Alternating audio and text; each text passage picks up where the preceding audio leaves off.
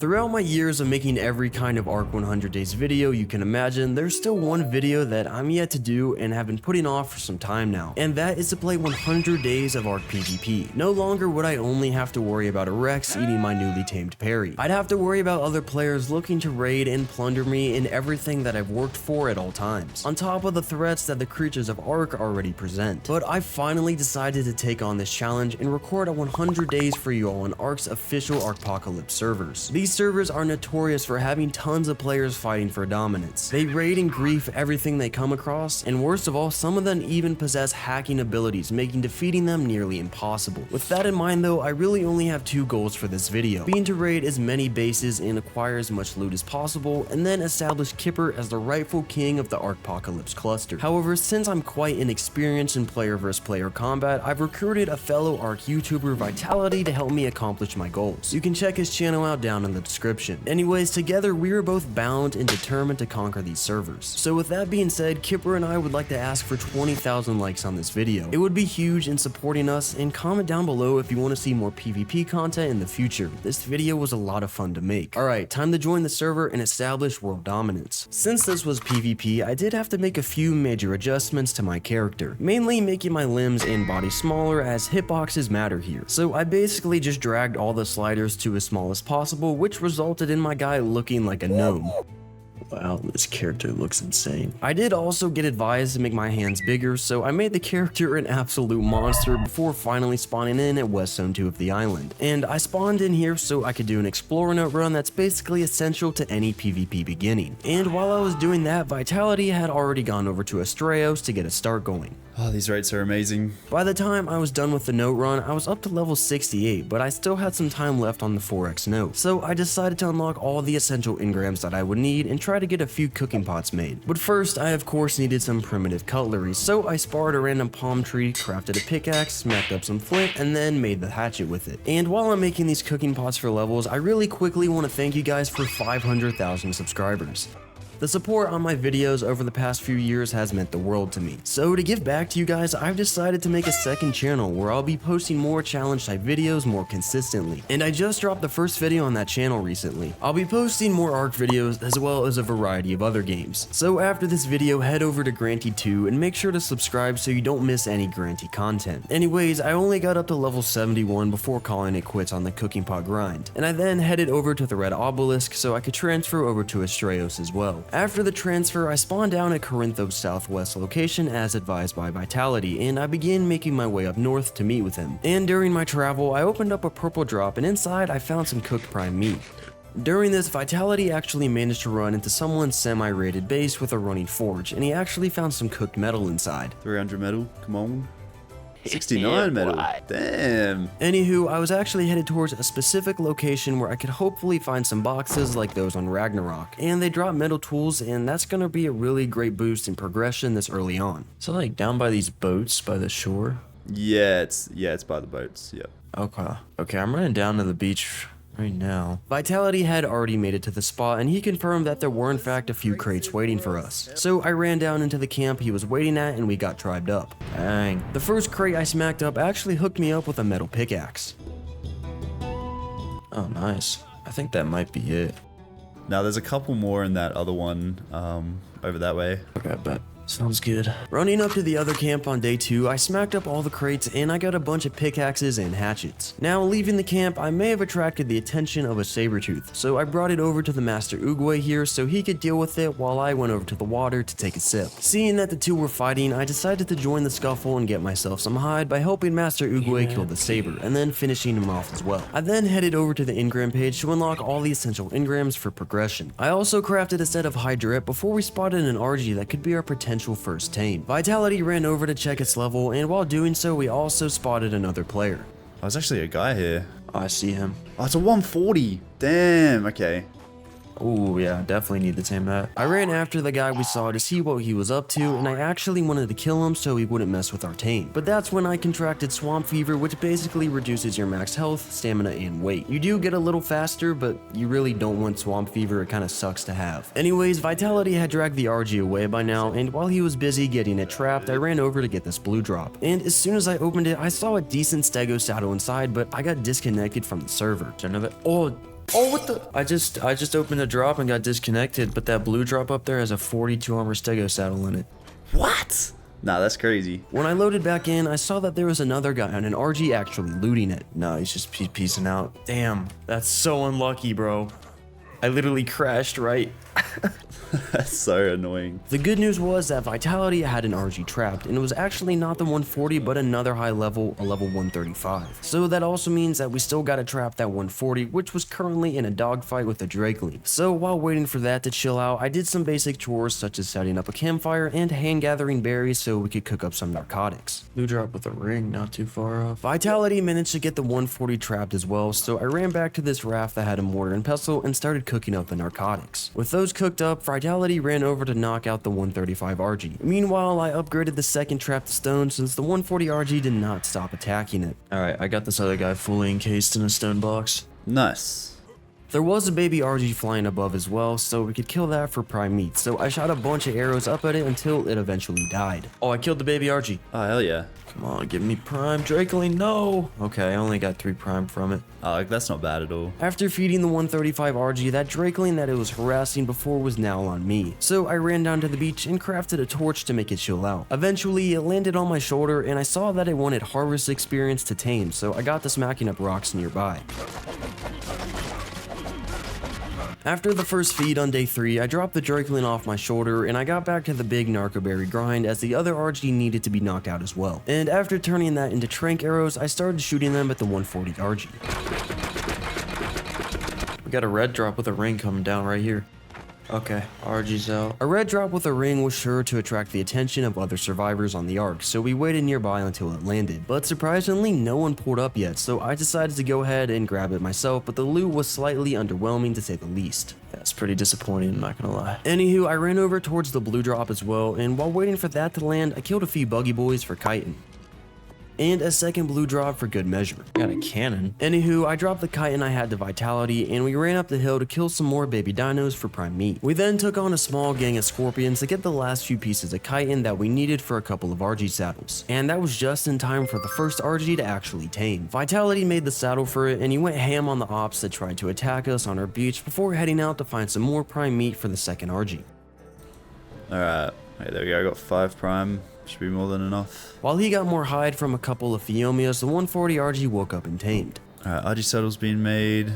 Thanks, man. I unlocked and crafted the parachutes with the leftover hide that I had and saddled up the RG so we could head out. Okay, so what's the move now? So, the best thing I think to do would be to probably go and tame some Maguanas because they're going to speed up our progression quite a bit. It's kind of annoying searching for them, but like being able to zoom around the map and pick up drops like it's nothing, definitely worth it. And for those of you wondering, Maguanas are the Astraeos version of Maywings. It's pretty much just a cool reskin, but Maywings and Maguanas are basically the fastest creatures to get around Ark. So we definitely need to get our hands on them as soon as possible, especially on a huge map like this. Anyways, I did also stop by this little hill to grab some crystal for a spyglass, and I killed a carnivore hide so I could actually craft it. Later on, while we were flying around looking for Maguanas, Vitality actually spotted another player's base. So we both landed on a hill close by and placed a sleeping bag down just in case things went south and we needed to respawn. We were able to tell that he was online from the structure decay timer, so we waited for stamina before flying down to the base. And that was just in time for the player to open up his doors and run outside. It's not a bad idea to try and get a little bit closer because if he gets on that Maguana, we're not gonna... Oh, he's coming out. I got him. I don't think he's got a grapple. Yep. Bro. Alright, I got him. He had 2 C4 in him and antidotes. Hell yeah. Dude, oh, we blow into that. We gotta blow into it like right now before he respawns. Oh, he doesn't have the debt. We killed the Maguana and popped the antidotes to get rid of swamp fever, but we couldn't really get into his base with the C4. Demand like a room inspection or something. Yeah, true. We could say like we'll give the C. Oh, he's got a turret. Oh, it's open. I'm taking the bullets out. Vitality bullied the player, so I flew in with the RG and packed him up, completing our very first raid. Oh, so clutch. Oh, dude. I'm not gonna say nothing, just take a look in that smithy. Oh, 4 beer. God damn. Nah, this is a come up. Loki, all bro needed to do was to not do anything. Yeah. Oh, we gotta get into his fabricator now, though. We transferred all the loot over to our RGs, and I queued up a bunch of gunpowder in his mortar and pestle with the resources that he had. You see, in PvP, instead of farming your own resources, you can simply just steal from others. Anyways, to make our own fabricator, we just needed metal ingots and spark powder. And on a side note, I found this candy in the smithy, which you can feed the dinosaurs for a temporary buff, so I gave it to my RG and it turned it pink. Oh, my bird's dripped out in pink now. Oh, that is nice. Tough. Anywho, while waiting for the metal to cook, I flew out to this red drop that I saw, and the guy on a Maguana actually put up right as I arrived.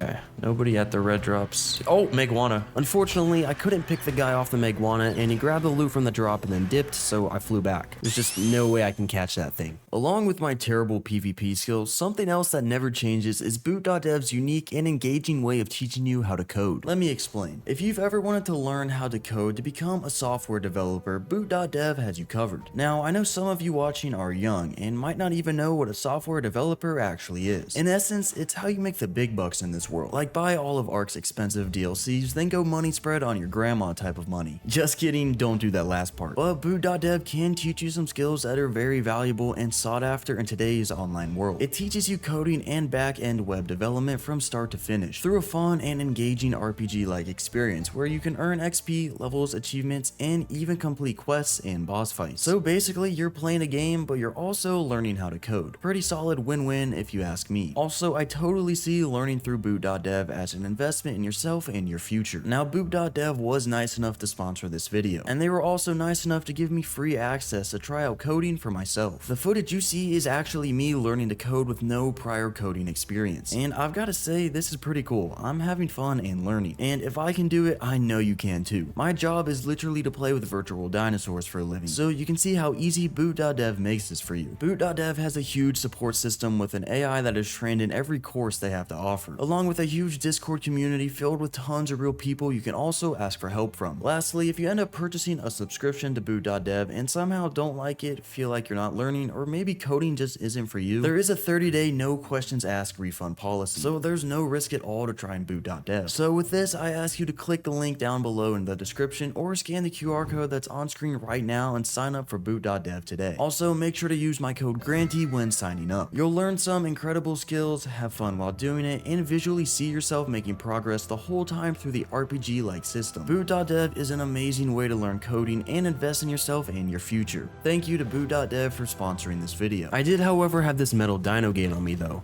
so I decided to place it and demolish that for metal so we could finally craft the fabricator and make a little temporary outpost here so we can farm up for the C4 detonator. Yeah, I don't know how to get poly on this map, or pearls to be honest. Dude, wait, how much grenades is it to get through a wall? Because like we have pretty much everything for grenades. I grabbed some stone from the smithy and I crafted 6 grenades, which should be enough to break us into the other part of the base. I mean, we can just toss them, see what they do. Oh, dude, we're in.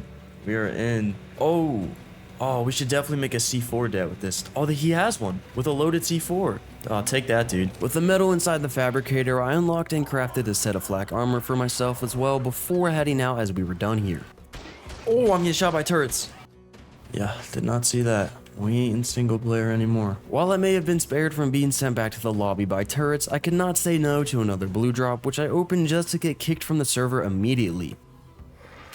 Oh, dude, I guess opening drops just makes me crash. There was nothing of value inside the drop anyway, so when I loaded back in, we took off again and continued the search for Maguanas. Oh, there's a beaver dam down here. There were a few minor pests that I had to take care of before I could land and retrieve the mandatory taxes beavers failed to pay. That is, if there were any of it inside. No paste. While flying around, I came across a tech stego, which I'm yet to see here on ASA. And there was also a tech parasaur, so I killed that for a whopping 50 electronics. We did also run into a few people on Maguanas, but this one guy thought it would be a good idea to hop off of his Maguana as both Vitality and I flew straight towards him.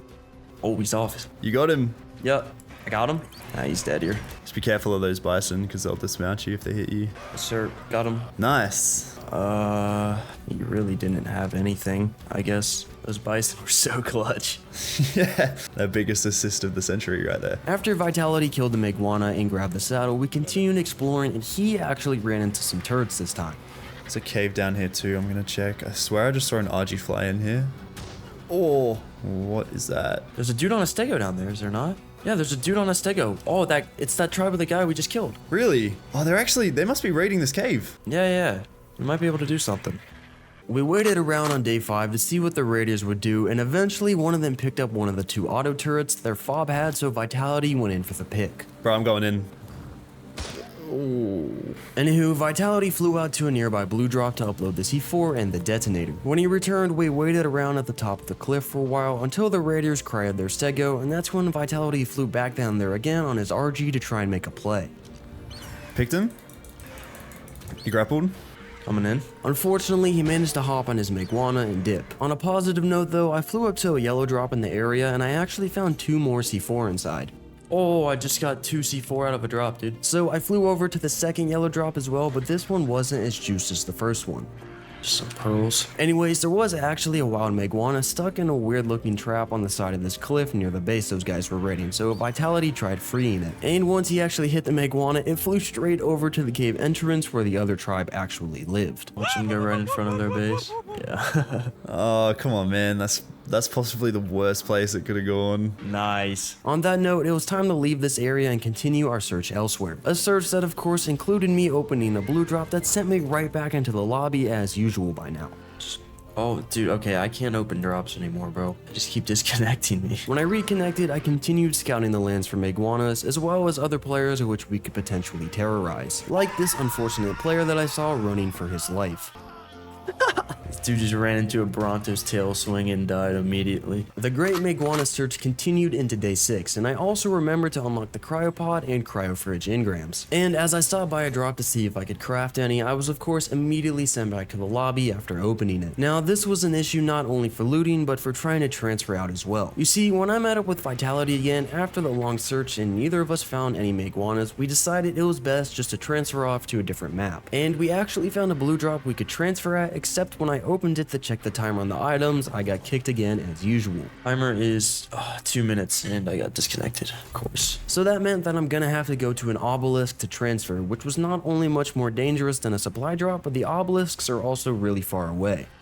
I wonder if like I can open one, crash, or get kicked out and like log back in and then open it real quick and then transfer. That being said, I started looking for another drop up until Vitality found another potential raid for us, or rather the base found him. I made my way over to Vitality on day 7 and I used the photo mode to scout the base that he had found. There were only a few auto turrets protecting the base itself and we did have beers, so we wanted to try and actually raid this. What if I like grappled you, like released it and then you ran?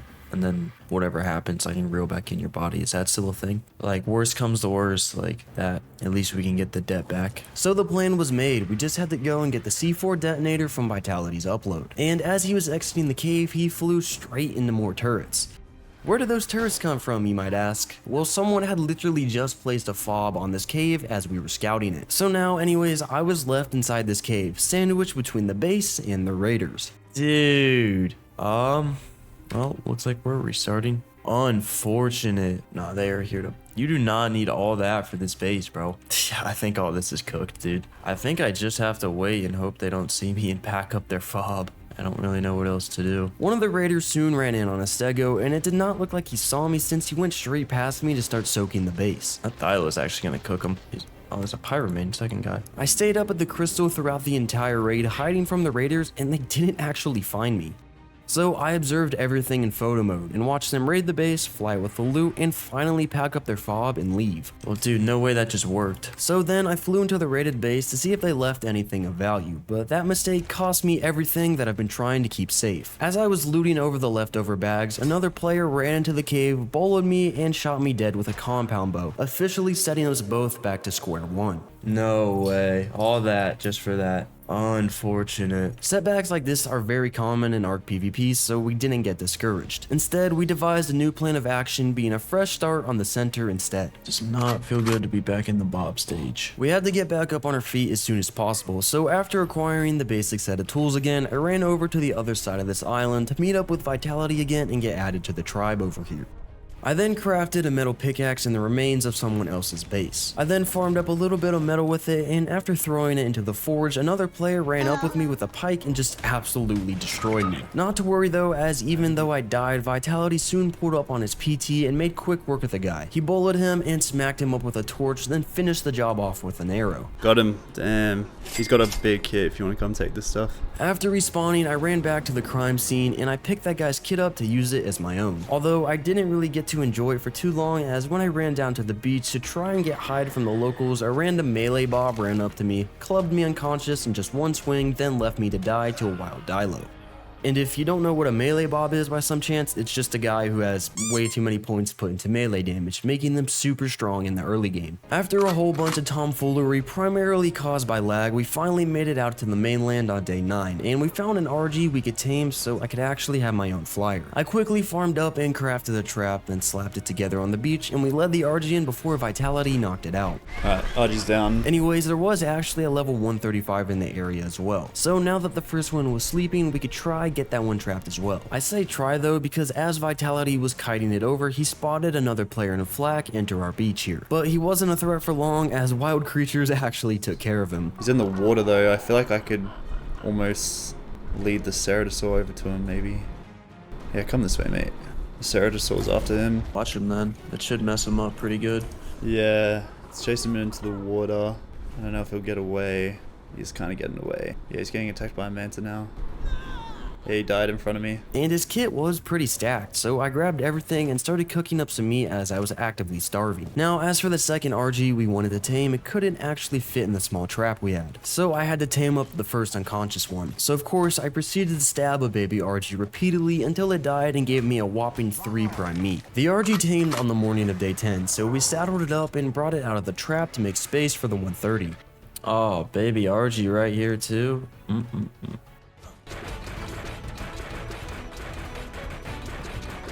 Alright, 130's out. Nice. I then waited by the trap for a solid 10 minutes before the RG tamed so I could saddle it up and finally take to the skies again. I then whistled the Pteranodon to follow me and we headed out towards the lava island as we both wanted to get Pyromanes next. Pyromanes are super OP in PvP because they're really strong, they got a lot of health, melee, and weight and stamina too, so they're really good at getting around, and also they light things on fire as well as being able to transform and actually go up on your shoulder. Anyways, there was also a red drop on the lava island that I tried to open, but unfortunately opening that sent me back into the main menu again, so the drop curse was still following me even on this server. After loading back in though, I could swiftly grab everything from inside the drop and fly back down to the beach where I soon spotted a few Pyromanes. I was able to snatch up a 135 and drop it into the ocean. I then hit it a bunch with my RG and a pike until it finally let me ride it. And while I may or may not have failed the first attempt on taming this Pyromane, Vitality had already managed to get his. I got mine. I waited for the 135 Pyromane's cooldown before piking it in the water again and hopping on for attempt number 2. As I said, the cool thing about these Pyromanes is the fact that you can turn them into a shoulder pet and then back into a full-size beast at any time, so they're really versatile for PvP. And PvP is what we were looking for now that we were mobile again. I smacked up some crystal for a spyglass before following Vitality down to a rat hole he knew of near us. Now, for those of you who don't know, a rat hole in Ark is a base spot in PvP that isn't necessarily an intended base spot on the map. Rather, it's a small gap in the map that usually opens up into a small but livable space. And these rat holes are perfect for solo or duo players just like us because they're lesser known spots and usually well hidden and actually defensible. This is kind of a crazy spot. Basically, if you like foundation off the lava here, you can like crouch up here. And there's like a little rat hole back here. Anywho, there wasn't anyone living in this rat hole specifically though, so we continued our search towards the edge of the map where those giant waterfalls are, as there's a ton of ledges and other spots that are usually taken by other players. And eventually we found a raided base that actually still had some leftover stuff inside that we could use. Ooh, fabricator and like 600 narcotics. I grabbed those as well as a keratin and found even more narcotics in another smithy they had. Whoa, holy narcotics, man. We took all of them before heading back out to look for more bases and actually just found one a minute later. Found something, just head up here, you're gonna want to see for yourself. The whole base looked really odd. A random behemoth gate on the ground, and then a stone box with a dino gate which we assumed to be the actual base. And we still had C4 in our upload, and this looked to be a pretty easy hit, so I marked the spot on my map before we took off to continue scouting the other bases too. Ooh, what is that? Nearly just flew head first into a heavy turret. That looks like a fob. There were a couple of rat holes that we scouted as well, and Vitality even jumped down into one of them, but he didn't really find anything of value. Anyways, there was a white drop coming down in the swamp near us, so we headed over to that to download the C4. Dang, dude. Let's go get us some loot. Let's do it. We returned to raid the marked base, and Vitality dropped off his things into the RG so he could fly down and C4 the base. He already had a plan on how to get in without getting shredded by turrets, so I let him work his magic while I waited at the top. I'm just gonna blow in. We're just gonna have no C4 after this, so I hope this is fat. They should be down. And it sure was down, so I brought the RG into the base and we looked through their loot, which was honestly pretty underwhelming considering this base had a total of 6 auto turrets. I was expecting more, I'm not gonna lie. There were a couple of tamed RGs behind the behemoth gates, so I summoned in the pyro main to kill them, hoping they would have something. Doesn't look like there was anything in them. There was plenty of spark powder and charcoal in the base too, so Vitality used that to cook up gunpowder in the chemistry bench they had. Look, on the bright side, we're gonna get a decent amount of gunpowder, but that's about it. We then packed up, grabbed the things that we needed, and took off again to look for more small bases to hit. And while I was doing so on day 13, I once again flew into some not so friendly airspace. This time it also cost me my life. Luckily, the turret seemed to be set to only survivors as it didn't shoot my RG, and I did have a sleeping bag in that area that I placed earlier while scouting one of the bear caves. So I spawned back on that and ran over to my corpse, which was a safe distance away from those turrets. Vitality then helped me with getting my RG whistle down as well, so we're soon back on the hunt for bases. Unfortunately, as day 14 rolled around, Vitality had to go, so he found a drop and uploaded his tames and some items, then uploaded his character as well before logging off for the day. Basically, you can keep your character, items, and tames and upload for about 72 hours, and that keeps it safe from pretty much any threat. You just have to log back on before the 3 days is up. Anyways, I stayed on for a little longer though, and I did a bunch of scouting throughout the map while he was offline. However, not being able to find anything too, I decided to call it a day at a green drop, which I first had to open, let the game kick me, and then join back in so I can upload my tames and myself too. Loading back in the next day, Vitality still wasn't online, and for some reason I appeared in the middle of the jungle, so I had to get to an obelisk to download my tames again. I ran over to the beach where I quickly smacked up a few trees to make a raft so I could sail over to the blue obelisk island. Oh, wow.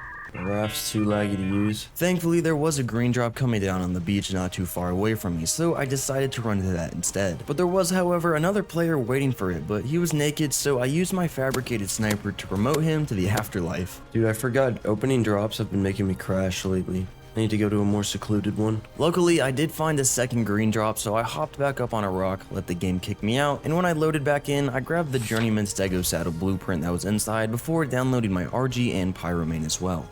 Now, I may or may not have lost the RG saddle, so I needed to craft a new one. So I deployed the Fire Kitty and made quick work of a few locals for hide. After looking for bases throughout the entire day, I actually found something that looked to be an easy hit I could do on my own. Ooh, what is this? What have I found here? What have I found here? There's 2 dudes in here. Okay, I gotta get into this. Honestly, I think I just need grenades, so I need gunpowder. I marked the spot on my map and headed out to look for a raided base that I could use to produce some gunpowder. A small rat hole with a base that had just 1 turret guarding it, so I left a marker here as well. Generators right here. 2-man tribe. This would be a raid. Yet at this point, I should just set up campfires. That being said, I got to work on farming up a few of those.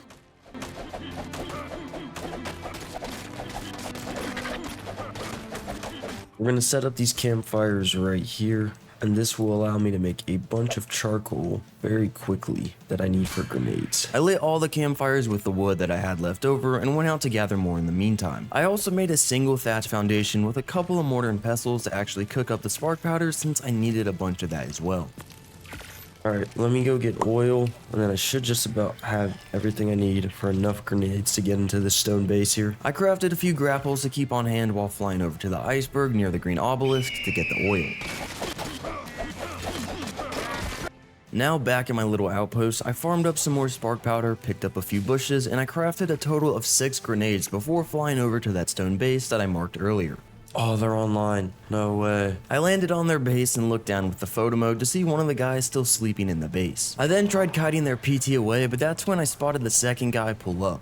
Oh, he's right there. I circled up to the cliff above him and he didn't look like he saw me, so when I got the chance I flew down and picked him. What was his plan there? I killed his Pteranodon as well before going back down to clap the red one that I tried to kite away. That's when the guy came running back, but I had my Pyromane out so there wasn't much he could do against me. Yeah, dude, try and get on it. Sorry, bro. Like, I was gonna offline raid him and leave his tames alive, but like, you know, that can't happen. Now that I left him without a way to fight back, I could go back up to the base and drop the grenades on it to get inside. Jumping down into the rat hole, I quickly killed his teammate as well before looking through their belongings for resources that we would need. These guys are looking pretty poor. 100 gunpowder though, that's not bad. Oh yes, this is what we needed. Okay, I just heard him spawn back in. I don't think he's got really any tames to do anything though. I made my way back up to the entrance of the base, and sure enough, the guy was right there. He jumped down to my level, allowing me to just pike him to death. Really not sure what his plan was, but I now had more time to break through his storage boxes, which he had pin coded. This is gonna take a while. There we go. Come on, have something good. Okay, just resources. Wow, yeah, I don't know if that was worth my time. I mean, the oil's nice, but like, it's not that big of a deal. I think I've gotten all that I can from this base. That being said, it was time to dip, so I grappled out of there and I also broke the bed that they were spawning on since I was just outside in another stone box. And not long after that, I found yet another little hidden stone box that belonged to the same tribe. Oh, it's his base. Yo, what's in here, dude? Oh, there's a fabricator in there. I had a bunch of resources ready to make more grenades, so I crafted 6 more and got to breaking into this little base as well. Oh man, did have a bed in here, but there's nothing. Really? That's crazy, he has nothing in here. This is more hidden than his other base, dude. Whatever, it's worth checking. I also wanted to try and raid that other base that I had marked on my map that only had 1 turret guarding it. I wasn't sure about dropping down there though, so I first wanted to try and see how to get in single player first. So I flew around looking for a spot to hide, and in the meantime I actually came across yet another little base that was owned by the same tribe that I just raided. Anyways, I made my way over to the spot in single player, and as I anticipated, I couldn't actually get into the rat hole from up here. So I flew inside in ghost mode, and I saw that this rat hole was slightly bigger than I anticipated. This is massive. Hold up, I think I found it. No way. Oh, there's a giant hole right here too. You can get to it. Okay, I know how to get to it. I quickly logged back into the server, but to actually raid this base, I'm gonna need C4. Now, to make said C4, I could actually use the second base that I raided since it had nothing inside, and there was a fabricator in there as well. So I have everything except the pearls, really. And poly as well. Shoot. Okay. I flew into the rat hole with my RG, and there was actually another bird in there from a different tribe. So I pulled out my Pyromane to deal with that real quick. Nothing really, to be honest. That's fine, we know how to get back here now. We just gotta get C4. So I first went out to look for silica pearls, specifically in a pond over on Lava Island. I killed the one wild Spino guarding it, then dove down, but I couldn't see any pearls, so most likely someone had already been here. Alright, well, Vitality actually just messaged me that he'll be getting on soon. So I only need to make up the C4, I don't need to make the C4 detonator. So I'm gonna fly back. I made it over to that first base that I raided, and I brought all the stuff I needed for C4 since I did remember there being some crystal in their fabricator. Alright, 3 C4. That should be enough to blow into the base. We just gotta wait for Vitality to get on so we can actually blow into it. On a side note, I found the base's owner's sleeping body hidden in the back of the base, and he had a few things on him that we could use, mainly these metal ingots. I don't know, I'll be nice, leave him some of this stuff. Eventually, Vitality logged on, so I flew over to Snow South to pick him up and carry him over to a drop so he could download his tames as well. I then told Vitality about my adventures while we flew back to the base that I was planning on raiding. We made it over to said base on the very early morning of day 19, so we flew into the rat hole itself, and I made a sleeping bag and dropped most of my stuff off as I wanted to run this turret myself. Alright, you ready? I ran up to the base, placed 1 C4 on the door, and then blew it up while running back, blowing up the turret in the process. Got it, man. Yes.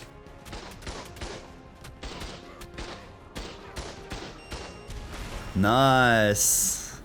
The door needed a couple of more C4 to open up though, so I strapped it again and we blew into the base. Ooh, dude. Yes, this is what we needed. This is what we needed. Look, that's pretty good. 217 metal, pink coated. Oh, wyvern eggs, man. 175 and a 170. No way, dude. I then proceeded to stab and slash the sleeping survivor to death. We also broke into their storage box and I killed their Pteranodon, but neither had much inside. They did have a bunch of resources we needed though, and we decided we would actually try and craft turrets in their fabricator. Oh, crafting a bunch of gunpowder as well, nice. So that's 2 turrets, and then, yeah, just the poly.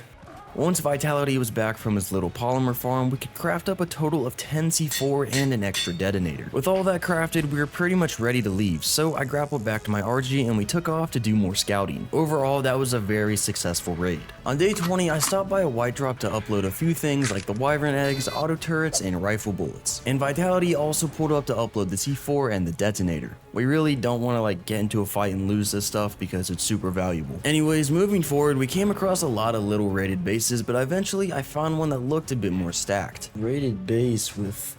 Look at my stream. Look how many turrets they got. Jesus Christ. Man, that would have been fat. I flew up to the cliff platform and they even had a whole indie forge. I looked through their stuff and I actually found a couple of journeyman crossbows with decent damage. Holy spark powder. A hot minute of aimless flying around later, we actually came across another player on an RG above the ocean. Yo, I found a dude on an RG. Really? Yeah. Flies back towards the redwoods. He looked like he wanted the smoke since he followed me to the beach and actually tried to pick me.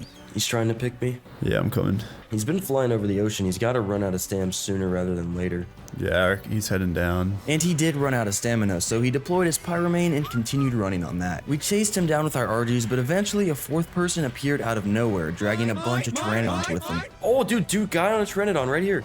Oh, he picked me. I hopped on my own pyromane to fight back the literal horde of pteranodons. Tribe of M4. Dude, this is who we raided in that rat hole. Really? Yeah. Now the guy could have very easily left since he was on a PT and we were both using RGs. But for some reason he insisted on fighting us until Vitality finally got a good pick off on him. Got him? Nice. GG.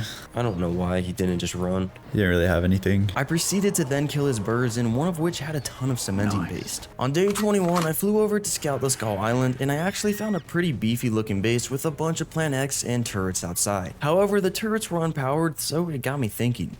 They got Plan X and some dinos outside, but their heavy turrets are unpowered, and they were on 5 hours ago. I'm wondering if they ran out of gas or something. Dude, I think they did. The base looked to be untouched and the turrets were unpowered, so them running out of gas seemed to be what was really happening here. So Vitality made his way over and he soon found the actual entrance to the rat hole, which wasn't even being covered by those Plan X's. So I crafted up a bunch of grapples in my RG and then gave it to him so he could go down into their base and have a look around. Oh, there's Maguana here. Oh my god. Alright. So much raw metal. Steam forge. Oh my god. He had to look through the inside and these guys were in fact raided. So apart from that steam forge full of metal, Vitality really didn't find anything of value. Worth the check, I guess. Yeah, definitely. With that, we were pretty much done here on the center for now at least. Vitality had one more rat hole he wanted to check out, but after confirming that it was empty, we pretty much decided that we wanted to transfer off to a different map again. But before that, we briefly stopped by somebody's raided base to use their fabricator and craft up some polymer and a generator. Then we made it out to a blue drop where Vitality crafted up a cryo fridge and some cryopods for us before cryoing up our tames and transferring off to a Ragnarok server. On day 22, we spawned in at Southwest 1 zone, and then we tribed up before Vitality set up a small box with a generator so we could place down our cryo fridge and deploy our tames. We then set out on RGs again to do some more scouting, and Vitality actually found a level 130 Griffin, so we decided we need to tame that. Yeah, I reckon it's worth trapping this 130 and knocking it out. I've got enough tranks on me, we just need to make a trap. We had loads of narcotics and tranks from all the looting we had done, and I had a decent crossbow as well. So I flew over to Vitality, who had now brought the Griffin over to some sort of cave where we could trank it out without a trap. So I simply stood still and let the Griffin attack my RG while Vitality tranked it out. And he also kept an eye on its torpor and health with a magnifying glass as the Griffin started to get a bit bloody. So noticing that, I went out to grab a raptor and a whole parry for it to eat and heal up a bit. Yes! Okay. Perfect. Should be able to keep shooting it. Oh, bang. Oh, nice. Perfect. Okay. With the Griffin knocked out, I immediately flew back out to go look for prime meat, but instead I found another player. However, this wasn't any old just regular player. This guy was actively harnessing greater powers which are strictly forbidden on any multiplayer server. That might be a speed hacking RG. Stay inside there. I thought he was lagging, but he's moving way too quick.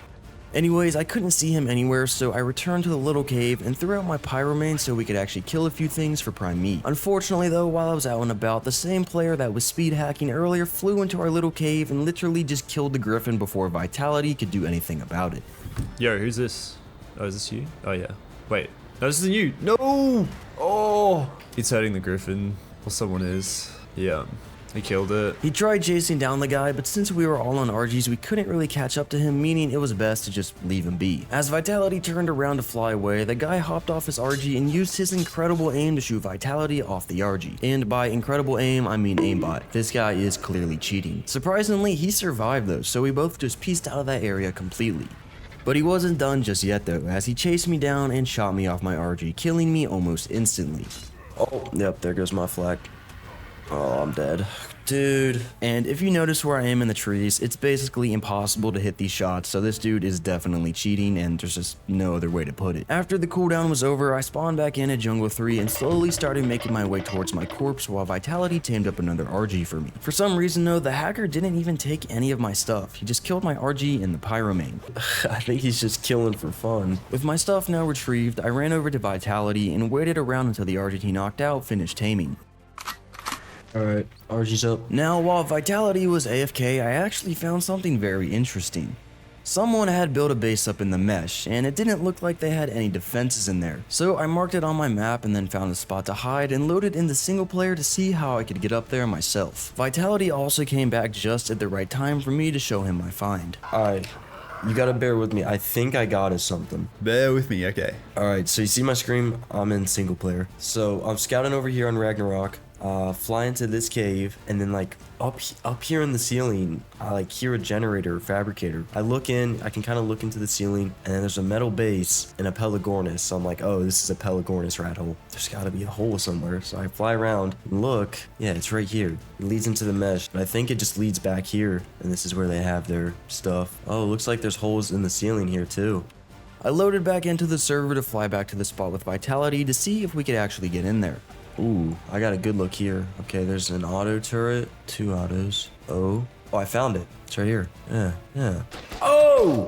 Found it! With the entrances located, I could fly inside with photo mode and see all of their defenses as well as the structures that they had. Dude, I swear we can cluster grenade raid this dude so easily. On that note, we decided that we would try and raid this mesh base with said cluster grenades. But of course, since this is PvP, things don't always go to plan. And as we were heading out towards the green obelisk, I got snatched up by a guy on a Desmodus and killed pretty much instantly. Oh, I got picked by Desmo. I'm cooked. Just keep going, bro.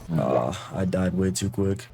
Spawning back in on day 25, I ran straight back to the green obelisk and to my marker of my corpse, but my body was nowhere to be seen, so I hit the respawn screen again and respawned at a bed Vitality had placed for me over in the desert. Even with the setback, the plan remained. We still wanted to raid that base in the mesh, so we set up a small outpost by someone else's raided base with a couple of mortar and pestles to grind out those cluster grenades. Then Vitality brought me up to a white drop where I could download a bunch of metal, paste, and gunpowder from my upload. I then crafted up a new set of metal tools, and while I waited, Vitality actually brought over and knocked out another RG for me. And soon as that woke up tamed, I saddled it up and headed out to help with farming all the metal.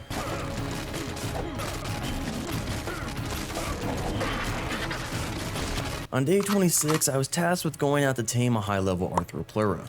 So I grabbed some spoiled meat and I flew out into the big open desert to find a decent culprit. And luckily, it didn't take me too long to spot this level 145. So I yoinked it and carried it over to the ocean, which was quite the process as well since the Arthro just insisted on attacking the RG. And that meant that I had to drop it every now and then and kill a few things to heal back up and then repeat the process. Oh, and did I mention the constantly rising level of heat stroke that literally started shaking my screen left to right? Anyway, I eventually dropped it into the ocean, and if you didn't know, the reason that I brought it all the way out here is because taming things like Arthros and Mantises is far easier when they're in the water. For some reason, their AI just won't aggro you as if you were on land, so you can swim right up to them and feed them from behind.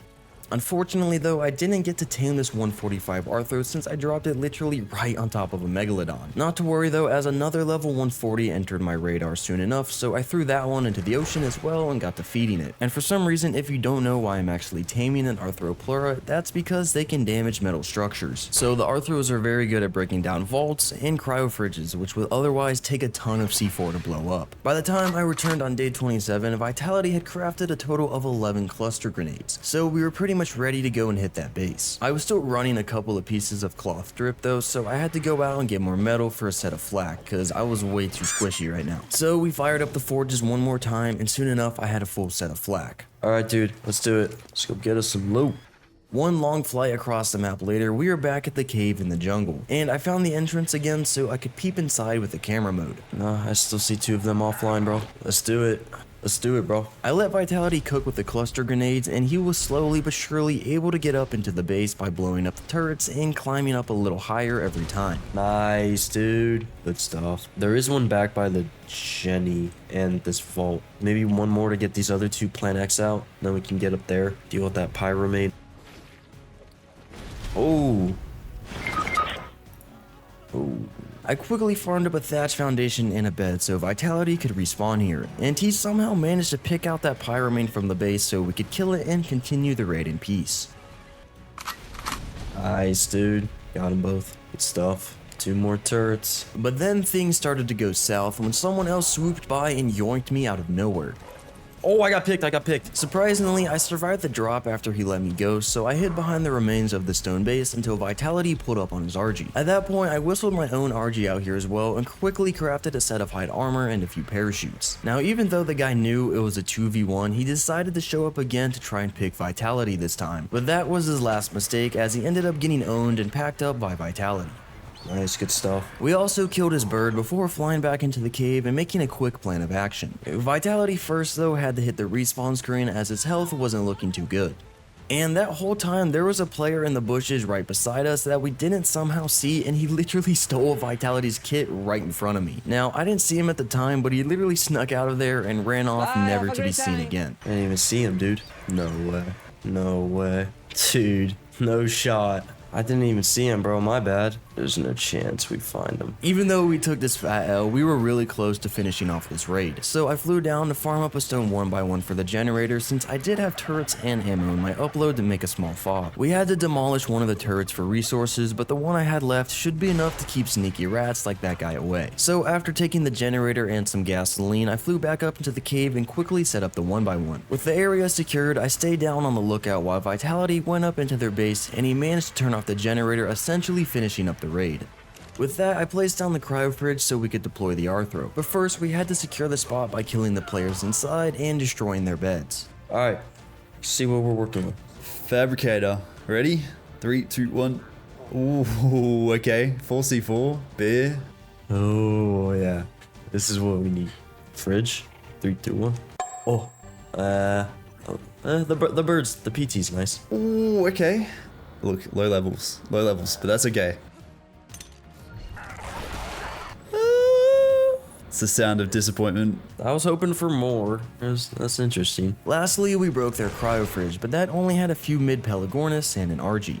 Our turrets also killed the same guy that picked me the first time, so I jumped down to find his corpse. Oh, here it is. Oh, he was naked. Anyways, Vitality crafted up a couple of turrets and C4 in their fabricator before coming down and getting ready to leave. We did have a Griffin from this raid now, so Vitality threw that out and I was tasked with flying the RG with all of our loot. And then he would be flying above, just keeping me protected and scouting ahead. And we were pretty much done for the day as it was getting pretty late. So of course we flew out to a drop that was just landing and we waited for the timer to be up before uploading ourselves and getting off for the day. On the morning of day 30, we joined the center server again and we spawned in at the lava island as it was finally time to get a base down. Yeah, it was day 30 and we were still homeless, but we bounced back from our losses pretty well, so we decided to actually, get up a place of operations down. And we decided that we would actually build up a base in that one rat hole we scouted all the way back on day 11 right next to the lava. This spot was good because to actually get inside you need to place a few foundations in the lava and build into the rat hole yourself. But we first placed down a few sleeping bags outside as dying during this process was a real possibility. I also farmed up a little 1x1 stone box which I placed in a hidden corner of the wall with the bunk beds so we could spawn in out here if need be. Anyways, Vitality got some wooden triangle ceilings and he actually got to building into the rat hole. Then once he made it to the entrance, I quickly farmed up a few thatch ramps and foundations, and I built a little path for us to get back and forth to the rat hole. Oh, there's a wyvern up there. Yo. Oh, he's coming. Yeah, no, he sees us, dude. He sees us. I'm dead here. I'm dead. I'm about to lose the RG and stuff. I got dropped into the lava, so the guy on the wyvern couldn't actually get my stuff, and when I respawned, he was nowhere to be seen. Moving on, while Vitality ran into the rat hole, I did a little bit of risky parkour above the lava to try and get my body back, but it was just out of reach from this crystal that I was laying on. Not to worry though, as Vitality had some grapples on him, so he was able to fish it out of there. Nice, nice. After that little setback, I too made my way inside the rat hole to grab my kit back, and then headed back out with an RG so I could fly to a drop and retrieve the turrets from upload. With the turrets down and the base somewhat secure, I flew back out to farm up a few forges as well. Before I could finally place any of those down though, we had to build a few floors since the collision of the forges was really weird in here, and they're gonna take up a lot of space. And of course, now that we have said forges, it would only make sense for me to go out and farm some metal. Purely in the name of progress, of course, not because I have a severe addiction or anything. Oh, there's a 140 pyromane right here. I think I'm gonna tame this for myself. But first, I had to get the metal. There shall be nothing distracting me from soon soothing my itch.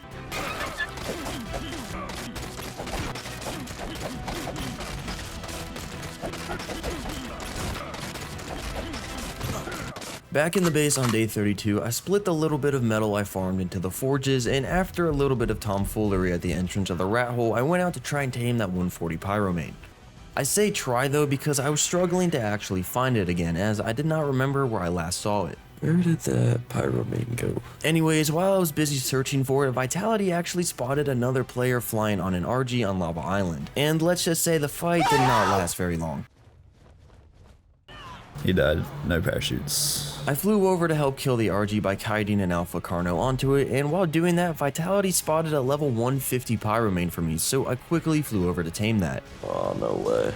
Dying at eels right now. No way. Getting PvE'd, bro. After respawning and running a literal marathon back to the beach, I hopped on the RG just before getting mauled by another pyromane. This is a level 90. This isn't even the 150.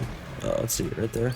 With my stuff retrieved, I finished poking the 150 pyromane until it allowed me to hop on its back and go ham on the local Lava Island wildlife, or at least the two unfortunate souls left in this area. For some reason, this beach was completely dead, and I had to hop off the pyromane and carry it over elsewhere to find things to kill and actually tame it. Once the cooldown expired, I stabbed the fire kitty again and hopped on to finish taming it. Alright, pyromane's all tamed up. While I was busy taming this pyromane, Vitality had actually set up more defenses in the rat hole by adding a bunch of crop plots everywhere with plant species X. And then once he was done with that, he wanted to go out and tame more pyromanes as well. And I just so happened to find a level 135 by the beach, not too far away from base.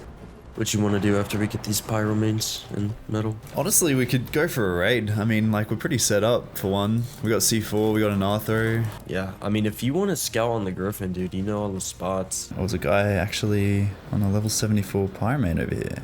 Ooh, I'm gonna try and get the drop on this guy. Ooh, I'm getting picked too. Since Vitality found himself in a 2v1, I quickly pulled up the Griffin to go and help out. Oh, he's got a shotgun. Got him. Nice, nice, nice. Dropping him. Oh, he's got a parachute. I missed my dive. My bad. Hit him again with the dives. That did damage. Nice, nice, nice. I'm just kind of taking this PT for a ride right now. I didn't kill him, but I feel like I broke his bones or something. Oh, I see him. You did kill him. I did? Oh, bet. I got a shotgun. It's Ascendant as well. Nice. Good stuff. We didn't care to chase or look for the other guy since Vitality actually got the Ascendant shotgun, so we flew back to base. I then went back out on day 34 to do some farming while Vitality scouted for more raids, and eventually he found something that looked like it could have a decent bit of juice inside. No worries, bro. No worries. Look what I found. He's saying he's online right now. He's saying he doesn't have much, but he's got an Indie Forge and he's got a chem bench as well. Indie Forge and turrets? He's got more than we have. I mean, by the looks of his base, yeah. We decided to actually trust that the guy in fact didn't have much, but we kept this base in mind for the future. Instead, I continued farming the resources around the rat hole and in the lava itself, which let's just say didn't go according to plan. Just died to lava. It's just a skill issue.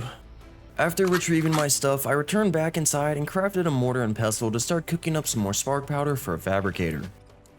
Meanwhile, Vitality found a base on the edge of the map that didn't look to be raided, but their turrets were offline, so he executed an emergency landing before checking out their stuff.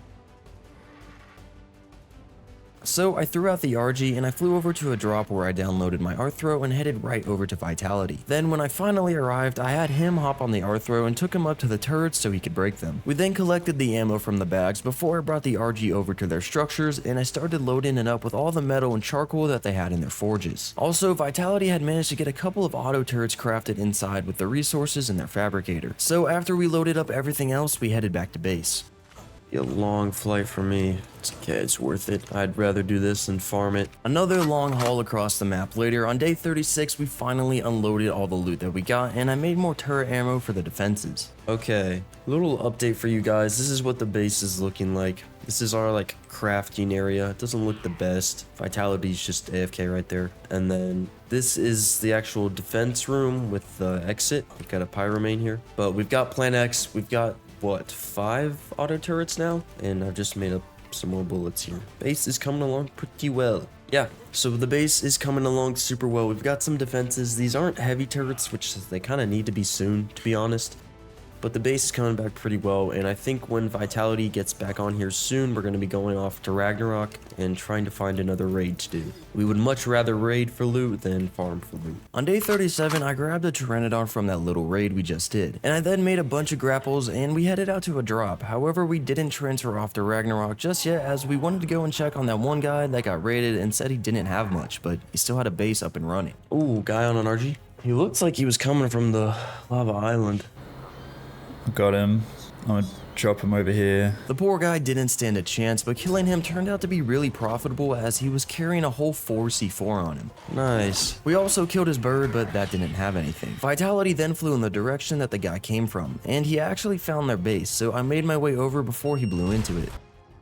Ooh, 5 rockets. Ooh, good crossbow blueprint. This little hit actually turned out to be pretty profitable, especially considering it only cost 1 C4, which we literally got from the owner and some extra. There was even a Mastercraft Flak Boots blueprint in there that we first missed. Anyways, I quickly flew back home to grab an RG as there was no way the PT and Griffin could carry all those resources back. And as I was heading back, I spotted another duo of players killing an Alpha Carno really close to our base. Oh, yo. Those guys we raided Berserk, they're here. Both of them are naked on pyromanes, killing an Alpha Carno down here. They're probably restarting. They're like very close to our base. Since they didn't really look like they were worth the trouble, we left them be and continued about our business, collecting the loot from this base and bringing it back home. Alright, headed back to base. After dropping all the stuff off at our base, we locked in on the original plan being going over to Ragnarok. So I flew over to a ledge where I then cryoed up my bird and pyromane before getting picked by Vitality and being carried all the way over to a drop to transfer at. Our little cryo-fridge outpost with the beds was still there from last time. So we spawned in on that and immediately threw out our birds back out, but we were greeted by a red drop coming down with a ring, so we flew over to grab that. And it looked like we weren't the only ones interested in a red drop with a ring either. Oh, Maguana. He's got a pyromane. He's like trying to fight. We definitely didn't have a problem with bringing the smoke, however he turned out to have a flamethrower on him, and he was very persistent on using that, so we just decided to leave him alone because we don't have medical brews. A flamethrower will kill us in seconds. After that, we flew back to our little outpost and threw out our pyromanes before heading out to scout the map for potential raids. And not too long into our search for bases, Vitality actually found a little side quest for us, being a level 145 Griffin near Green Obelisk. I was also in the area though, so I flew over and there was a purple drop with a ring waiting for me, which was perfect considering I had a bunch of trank arrows and narcotics in my upload. So I opened up that and got sent back to the lobby of course, but after reconnecting I downloaded everything that I needed. Now since Vitality was on a Griffin, we didn't even need to farm up a trap as he could just shoot off the back of it. So I gave him the good crossbow and all the tranks that I had. He then got the Griffin's attention and he brought it over to this cave which actually had some sort of a trap built inside which worked perfectly in getting the Griffin stuck. So we got to work on knocking it out. Maybe if I can even lead it into this, whatever the hell this is. Oh, maybe not. Oh yeah, there we go. Oh, that's perfect. Oh no. You're not gonna believe where it's... No. Give it a Lazarus shot. My fault, that's tragic. Okay, so in hindsight, it may have been a better idea to make our own trap, but the last thing we expected was for it to go to sleep above the only pool of water in the entire area. Anywho, there was nothing we could do to save it, so we had to brush it off and move on and continue with the search. But sooner than we expected, we actually found a base inside the bridge that connects to the area that we were just at in the Snowy Mountains. Oh, there's a base in here. How'd he get in there? There's a little hole just over here by the Kind of like the beginning of the bridge. Oh, damn. Crouch in here. Ooh, heavy turrets. The base goes like all the way, like the bridge goes all the way out to the back here. The base is probably back here, I'd imagine. We didn't really feel like messing with heavy turrets though, so we left and continued looking around the map. I see someone on a Maguana here. Oh, I just got picked by a Griffin. No good. No good. Oh, I'm cooked. That's my last grapple too. No. I'm out of grip. Can I whip? I doubt it. Oh, I actually got him. I'm gonna die though. No, I was so close to making it out. I stayed on Ragnarok for the time being, but Vitality transferred back over to the center and he grabbed a new kit before coming back over to check on that one player that had a little base with the Indie Forge, saying he didn't have much. I was basically just waiting for my upload timer so I could get off Ragnarok, and eventually I found a white drop that looked safe enough to upload at, so I cryoed my tames and transferred as well. Back at our home server, we did a little bit of rekitting before heading out to that base together to see how we could raid it. That was if a wild Dinotherium didn't beat us to it, as it was actively assaulting all the tames that they had outside. PvE's doing all the job, like doing all the work for us. Anyways, I was actually gonna try and run this base myself, but I had to wait for said Dinotherium to get away a bit. I don't think I'm surviving this one. Look, it's your first time running turrets in 5 years, you know? Got to, no pressure. Yeah, no pressure, dude. Just go for it.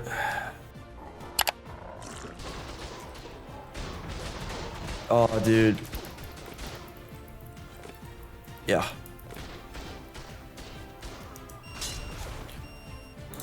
Nice. Oh, it didn't. I put 3. Did it not break? Oh. No. No worries. Well, you can get back there and you can not get shot. It's just that Barry's there now. That's alright. That was good. You smashed it. Just needed 1 extra C4. Anywho, after respawning, I hopped on a Pyromane and it was time to watch the Master at work. Vitality still had a C4 and a detonator on him, so it was time to finish the job and actually blow into the base. Oh, that's bad. That's bad. Oh, it's alright. I'm good. I'm good. The 84 is definitely gonna blow here, but at least we'll be in. Turret's down. Man, I made that look so scuffed. I went down to kill the Dinotherium and some of their tames before we could check through the bags and see what we got. Alright, I'm gonna look at the loot. Fabby. I mean, we need them. Okay. Oh, yeah, we do need that. I think we just need to bring an RG and Arthro over here. Get down these turrets. To speed things up, we decided to throw our stuff onto the Pyromane and hit the respawn menu so we could spawn back in at base, grab the RG and Arthro, and then fly back. Oh, that one had almost 200. Alright, that should be all the turrets down. Overall, the profit in bullets alone made this raid far worth it, but we also got a ton of spark powder, metal, and other resources that we needed, so this base was definitely worth the hit. After loading up the RG, Vitality flew it back home and started uploading the loot, and in the meantime, I stayed out to farm up a few extra storage boxes since we were running out of space to actually store everything. That, however, was it for the day though, as it was getting late again. We managed to get good progress done though, so we were feeling pretty good about the base being able to stay alive during the night. So this is what the base is looking like.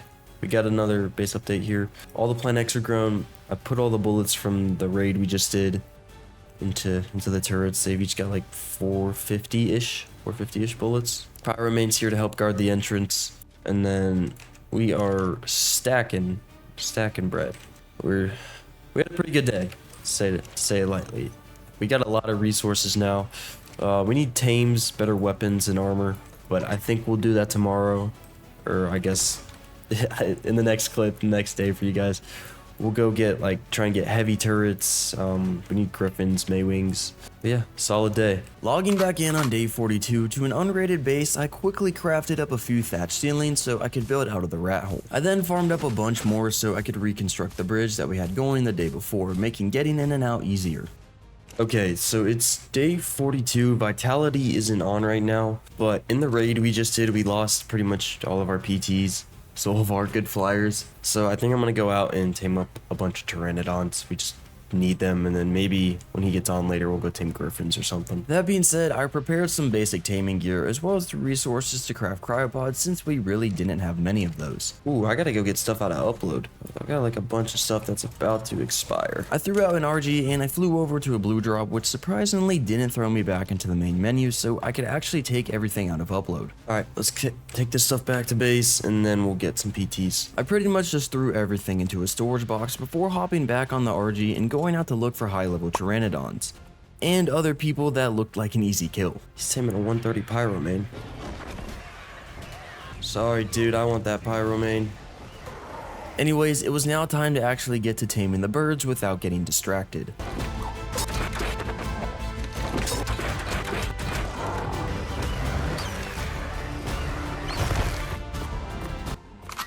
On day 43, I flew up to this hill to gather a little bit of crystal as well, since I needed those to craft cryopods too. Okay, now I just need polymer, and I can craft up more cryopods, and we can keep taming Pteranodons. Already got 2 knocked out, about to be tamed. I'm just gonna tame really as many as I can. I don't think Vitality is gonna be on for a while. That being said, to get the polymer, I flew all the way out to the green obelisk iceberg so I could commit a few war crimes against the penguins. Ah, surely there's more penguins than that. Was there really only 1 penguin? Dude, no way I traveled this far for 1 penguin. Oh wait, are these some in the water? Yeah. Alright, that should be enough poly. Now I just gotta go find a place to make the cryopods, and we can keep taming Pteranodons. I flew back towards the jungles and I found a white drop coming down on a small island, so I stopped by it to craft the cryos. But first, I actually had to fight the inhabitants since they really didn't like me visiting. I opened the drop, which immediately sent me back to the lobby, but after loading back in, I could only craft 6 cryopods. Luckily though, it was only fiber that I was missing, so I quickly gathered some of that before returning to crash a second time at the drop.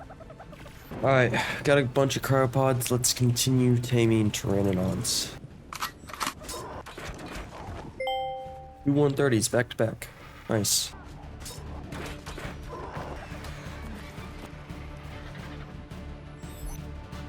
With these 4 birds tamed, I flew back to base and I stuffed the RG back into a cryopod so I can make my life easier and continue flying around on one of the Pteranodons. Okay, I've deposited the RG and PTs back in the cryo fridge. I'm gonna take this PT back out and keep taming more. I didn't want to risk losing the RG, and it's really slow. What's this dude doing? Level 100? Bro's approaching me with a crossbow? What's all this about? He just immediately squares up with a crossbow. And not only that, he also shot my Pteranodon. Man, he's out for blood. This dude can do whatever. I'm not really interested in fighting him.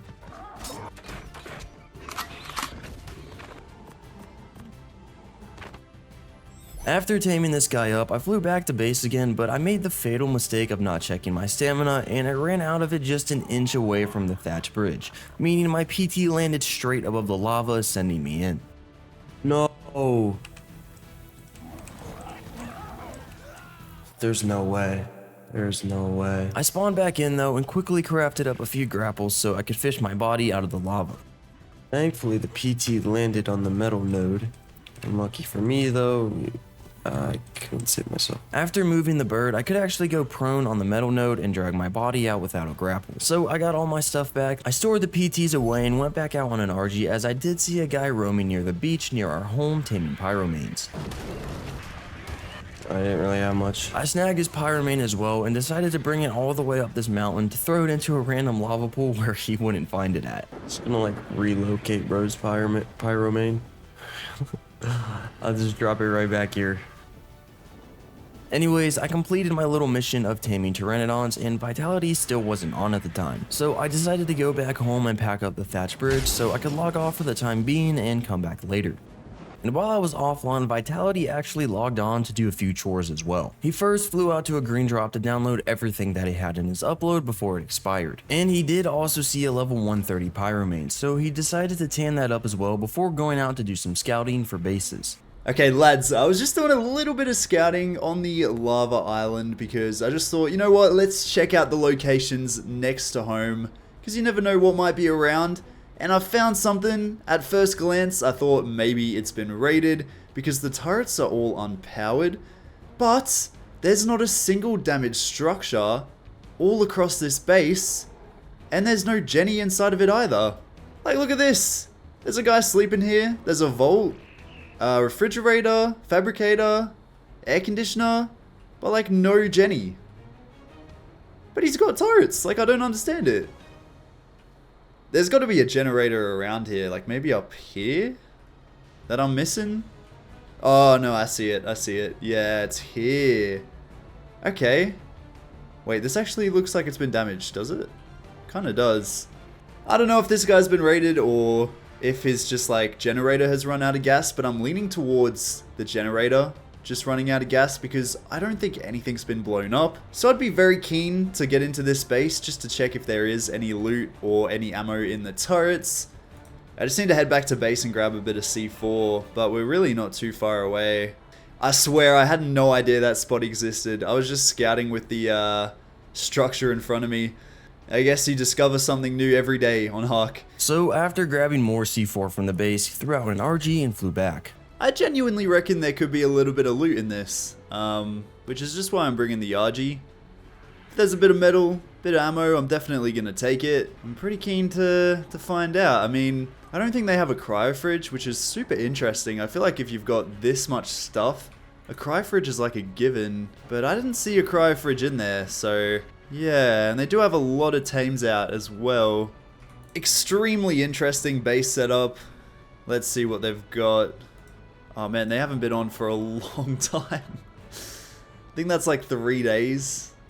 Why can't I play C4? Come on, game. What the hell? I guess we gotta go through a wall, which I was hoping to not do.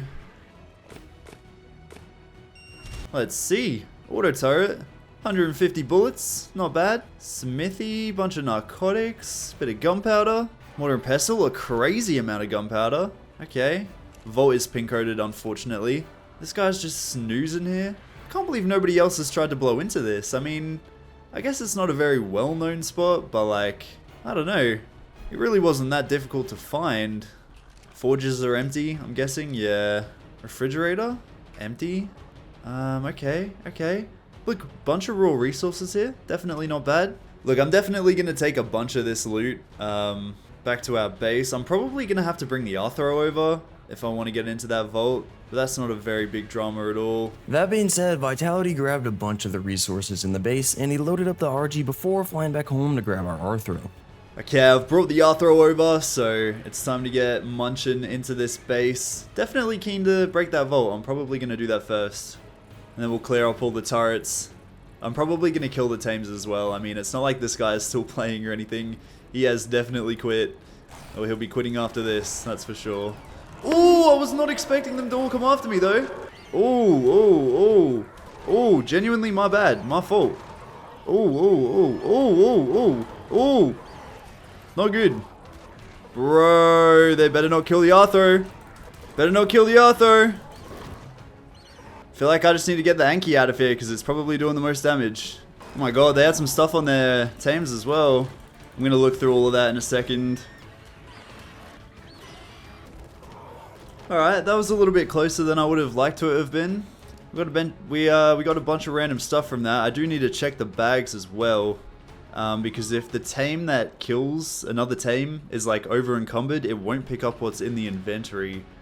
Yeah, looks like they've got a couple of decent Pteranodon saddles. Resources on the Yankee. Nothing on the RG. Nothing on the PT.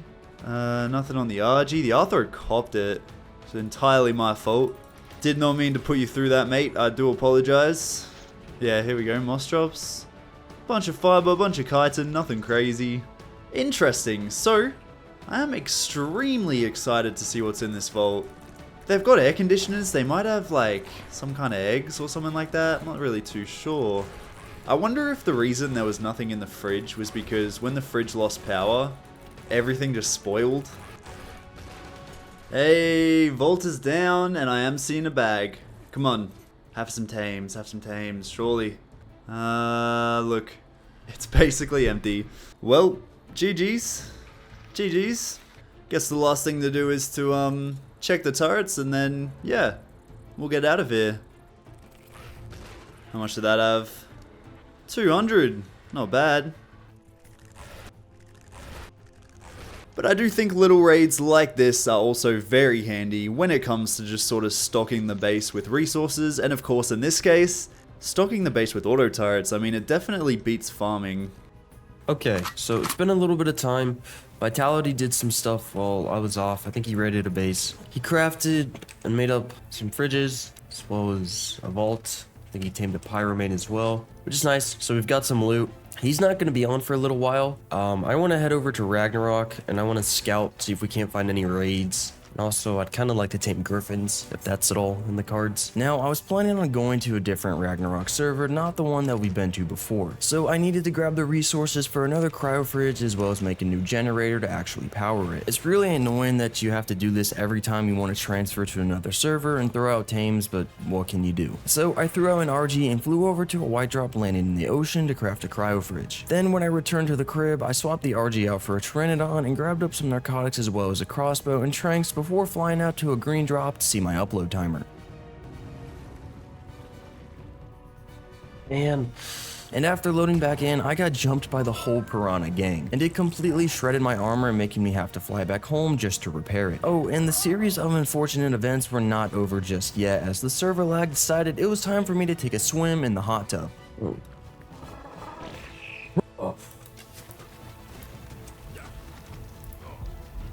What is that? What is that? What was that?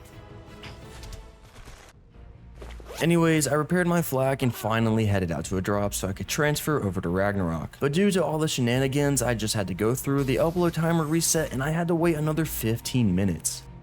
No, I didn't make it. Dude, are we serious? That's so stupid.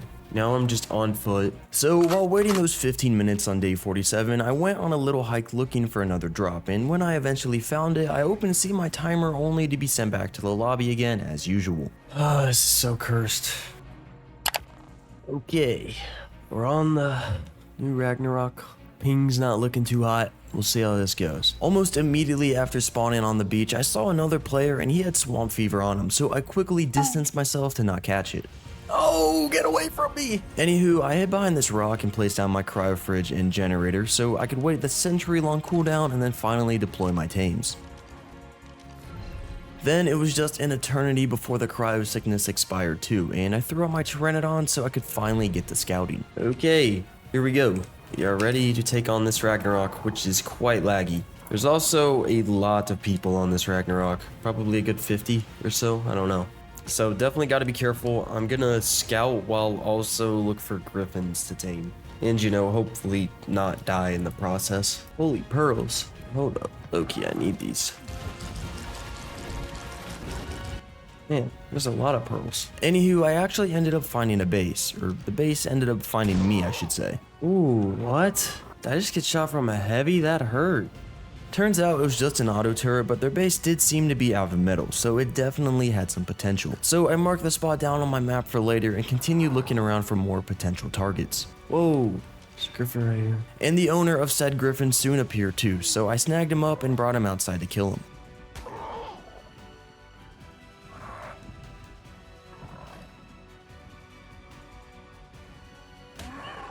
I gotta kill this. Please be on passive. That's what I'm talking about. That's what I'm talking about. Oh, dude, I gotta go. Oh, what is this? I don't need to hide. Holy luck. Time to go. I'll investigate that base later. There's definitely a base over there. I think that dude was probably scouting it or something, and I just happened to catch him. I need to find somewhere where I can go through this loot. Oh, low-key, here's a pretty good spot. I could put the pyromane on my shoulder and then could carry all the loot. However, I was super heavy for the Pteranodon to actually carry me. So I had to go through and leave some stuff behind. Okay, I got a flamethrower, bro. 7 rockets? I gotta get this stuff back to base. Into C4 debt with the C4. Oh, I got a bunch of C4 deaths from him. After dropping a couple of things like my pike, I could fly at a reasonable pace, so I made my way out to the swamp where I then cryoed the Pteranodon and hopped back on the fire kitty. I then made it over to a blue drop, so I looked inside, crashed, and after relogging, I saw that I had to wait 14 minutes for upload. So I decided to go and hide into this cave that's behind a waterfall. And when the time finally passed, I ran out towards a yellow drop on the nearby island with the tower. And there I grabbed all the stuff from the pyromane, cryoed it, and waited for transfer. But that's when another player pulled up on a Maguana. Oh no. Don't make the drop disappear, please. Is he cryoing it? Not sure what he was up to, but I pulled out my bolas and wound them up all the way before getting him. And then, of course, I tried out my new boomstick. Got him, dude. I don't even think I need any of this. I harvested the body before opening the drop and transferring to the center so I could depot all the stuff that I just got. I also stocked up on grapples again before heading back out, as I wanted to transfer back to that Ragnarok and grab the stuff from the guy I just killed. So I made it over to this yellow drop, and I only had to wait for about a minute for the timer, but that was apparently all it took for another player to pull up and foil my plans. Dude, ain't no way. Dude, are we serious? There's no way. After putting together a new kit on day 49, I threw an RG out to go look for a new pyromane to tame. Perfect. That's what I need. I picked that bad boy up and carried him over to the ocean so I could befriend it as usual.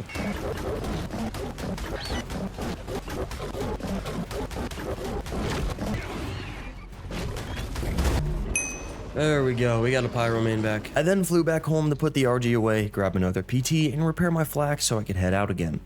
This time, I made sure to put the C4 and detonator into upload so I wouldn't lose it while waiting for the upload timer. And on day 50, I finally transferred back to that Ragnarok server. I spawned by the same beach and I powered the generator up again so I could throw out my tames, which took a couple of millennia as you can imagine. But while waiting for the cryo sickness, I went out and killed a terror bird for the hide and crafted a sleeping bag as well as a few bolas. Alright, let's go see what's up back on this server. I flew back to that base that shot me before and I looked at it from the side to get a better look. Is it a raft? It's definitely a raft. I think I need to raid this. Anyways, I was still interested in seeing what that one guy on a griffin that I killed was looking for. So I flew back into that cave and eventually I found another hole that leads outside of the map. Just goes out to the mesh. Oh, here it is. That dude was totally just scouting it too. Okay. Just the mesh base. On day 51, I did a bunch of scouting around before stopping by a drop to download my C4 as I wanted to try and hit that raft base that I marked. Well, they moved it. Did they just get raided? No, it's right there. Just wasn't loading in. They now had a whole griffin outside, so I definitely didn't want to mess with them while they were around. However, a lot of scouting later on day 52, I ended up running into someone familiar. Oh. Oh. That dude's totally coming at me with this griffin. Man, who's that? Oh yeah, that's the dude. This is the dude I killed earlier. His base must be around here. I'm going to kill this. I parked the PT and summoned the pyromane to make quick work of the griffin while the guy wasn't around. And that's 2 of his griffins that I've killed now. Anywho, as I was flying around the green obelisk area, I spotted a guy on an RG fleeing towards the mountains. So of course, I picked him up and helped him reach the ground faster, if you know what I mean. He had an interesting character to say the least, but even more interesting was the Ascendant map and shovel that he had on him. Yeah, I'll take the Ascendant treasure map. I'm not going over there to get it though. I'll leave his RG. I kinda feel bad. On day 53, I stopped by a yellow drop with the ring and I actually found a whole 4 C4 inside as well as a journeyman metal shield. But that was about it for the journey through this Ragnarok. As the day came to a close, I uploaded myself at a yellow drop so I could go back to our center server. Back at base now. Still playing by myself here. I wasn't able to get into much over on Ragnarok, so what I think I'm gonna do is, Vitality's not gonna be on for a while. I think I'm actually gonna go over to Lost Colony and try and tame Desmodus. It's just really hard to get our hands on griffins because Ragnarok is just so contested. Desmodus are pretty good. They can be bolted, but like they're better than PTs. They've got a lot more health, do a lot more damage. They're a lot faster. We do have these wyvern eggs. We do need to raise these as well. But yeah, I want to head over to Lost Colony, tame up Desmodus. I want to tame a lot, to be honest. So I'm going to like fully kit up, generator, cryo fridge. We'll probably make some beds, set up a little fob over there. And yeah, I'll pretty much just tame as many as I can. That being said, I repaired my flak, restocked on grapples, and I made a blood extraction syringe to get blood packs. Desmodus saddle is expensive. With a little metal 1x1 in my pocket, I headed out to find a drop to craft the cryo fridge as well, and then I had to wait around 10 minutes for upload timer before I could travel over to Lost Colony. Back on Lost Colony. Okay, let's start getting some blood packs. This is not going to be a fun process, but it shouldn't take too long. We've just got to get enough to tame a low level, and then you can just use that to get more and tame high levels. One thing I failed to take into account was the hostility of this map though.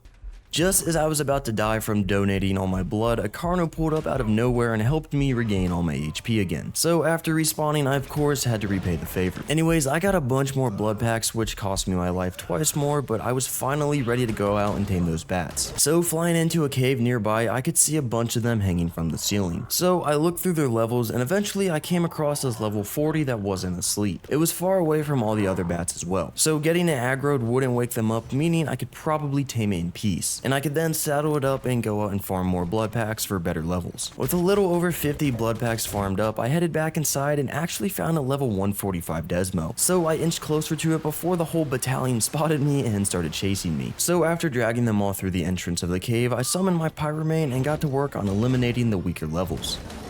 I then crafted and placed a few sleeping bags just in case things went south. And now it was only one level 80 standing between me and the 145. So I got its attention and brought it over to me, which unfortunately did cost me the first Desmo that I tamed. Oh, and if that wasn't enough, I also ended up getting timed out of the server for no reason whatsoever. After loading back in though, I grabbed the Desmo saddle and I killed that level 80 so I could finally tame the 145. On day 56, I flew out to another Desmo cave to look for more high levels. But seeing that there weren't any, I took a little detour and I ended up coming back to the first cave that I was at. And I may or may not have found someone's base while looking around with a structure in hand. Oh, what? Heavy turrets? Oh, okay. I got something. What is this? Okay, I need to get closer down here without... What else we got? An auto turret. I went outside to kill an RG for hides so I could craft up a few sleeping bags. Alright, I'm gonna try to descend this ladder. Hopefully I don't get a knife. Oh, wow. Okay, that means though we can soak them. We can soak them. Since going down the entrance didn't work, I tried to look through the wall itself with camera mode, but for that I needed to get my PT, so I flew back to my fob to deploy that. And when I returned, I could actually have a proper look at the base. Ooh, there we go. Alright, well, I'm gonna see if Vitality can get on. In the meantime, let's keep taming Desmos. I did see a few high-level bats that were in the middle of an entire nation of bats, so I had to approach it very carefully. Just need to stir them up so they get separated.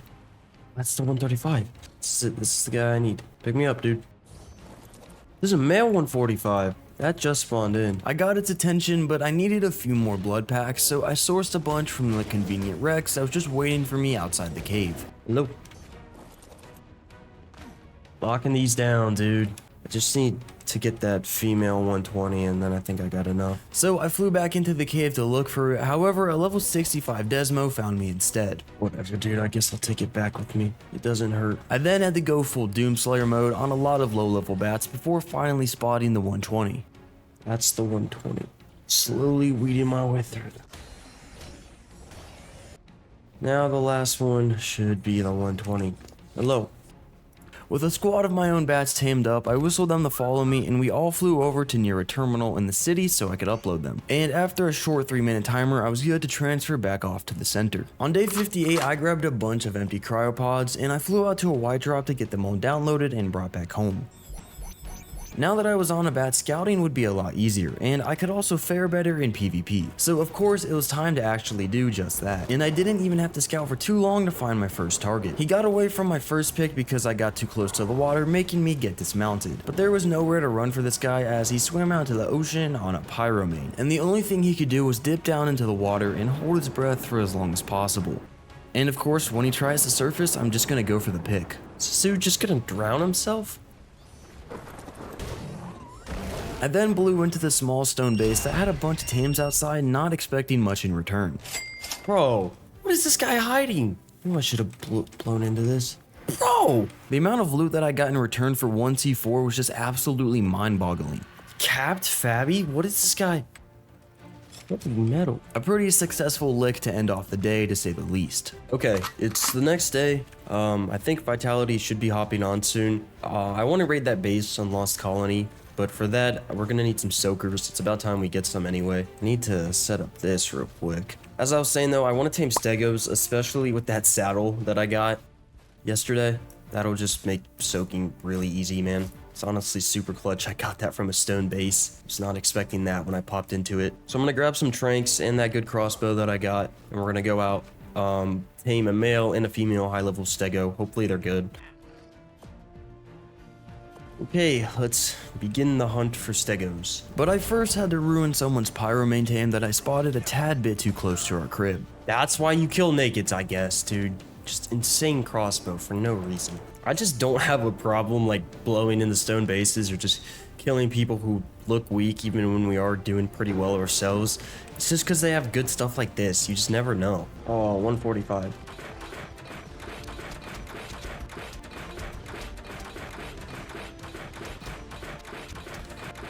Dang, it's asleep. 4k health. I'm gonna be honest, no clue if that's any good or not, but you know, it'll work for soaking. I do also plan on taming a snow owl, so those will be able to heal him up quickly. This thing probably is gonna take a while to tame. I picked a bunch of mayho berries, but after the first feed, I realized just how long this would actually take. Oh, I need a little bit more. This is gonna take so long to tame. Well, I mean, that's enough to tame it. It's just gonna take forever, so let's go find... What gender is this? Female. Let's go find a male high level. Alright, I'm really struggling to find a, high-level male stego. So what I might have to do is I might just have to tame a low level and just soak with the female. You just want, like, whatever you're soaking with to have mate boost, because mate boost does make you take reduced damage. It's a pretty sizable amount too. It might be like 30% or something. I had to look around the blue obelisk island before giving up the search, and it turned out to be a good idea as I did find a stego, just not really the type that I needed. Yo, I mean, this wasn't the type of stego I was looking for. Yeah, I think I'm honestly just gonna find a low-level male and trank that out. I've pretty much looked in like every spawn zone and can't find one. I very quickly found a level 15 male, so I knocked that out and fed it a few freshly picked mayho berries. This should tame pretty quickly. All I had to do now was sit back and watch as they both tamed up. Okay, well that's the level 15 tamed up. This 145 should finish here any minute now. Yes, okay, it's tamed. 4.9k health. I think that's pretty bad. Considering it has 27,000 food, I think that's really bad. Wild male 147. I mean, I can claim it. Might as well bring this thing back. I don't know. Vitality is getting on here pretty soon. We'll tame up the snow owl. Probably just over on Lost Colony. So let's go over with everything to raid as well as the taming kit for the snow owl. On day 61, Vitality got on, so I filled him in on the news from yesterday before we both transferred over to that Lost Colony server. We were gonna try and attempt to do that raid that I found in the rat hole inside the bat cave, but for some reason when I clicked spawn on the bed, I actually got sent to the complete opposite side of the map. But Vitality spawned near me so we could at least tribe up, and then we met up near someone's base at this stone tower. Fortunately, he did have a cryo fridge on him, so I placed a generator that I brought down and we waited for the century-long cooldown before throwing out our bats. Now, the base that we tribed up next to looked to be somewhat half-rated, meaning there were still turrets and Plan X being active on it, however, there were multiple holes going into it as well. So of course, we're gonna investigate further by flying in real quick. And there was actually a decent amount of resources left over, and that was perfect as we needed to craft another cryo fridge that we could use over at the original raid that we want to do inside the cave with Desmos. One thing they didn't have though was polymer, and to get that I would need a sickle. So I went on a whole side quest to kill a Phiomia for hide and mine up some metal to throw into their indie forge to craft just that. The nice thing about Lost Colony is that you can actually craft cryopods and cryo fridges at these outpost defense missions, since the vaults act like a terminal before you start the mission. Anyways, after making that, we then flew across the map over to the cave so I could show Vitality the base. So like, go back up in here, and like, don't look over the ledge, you will get shot as long as the base is still here. Yeah.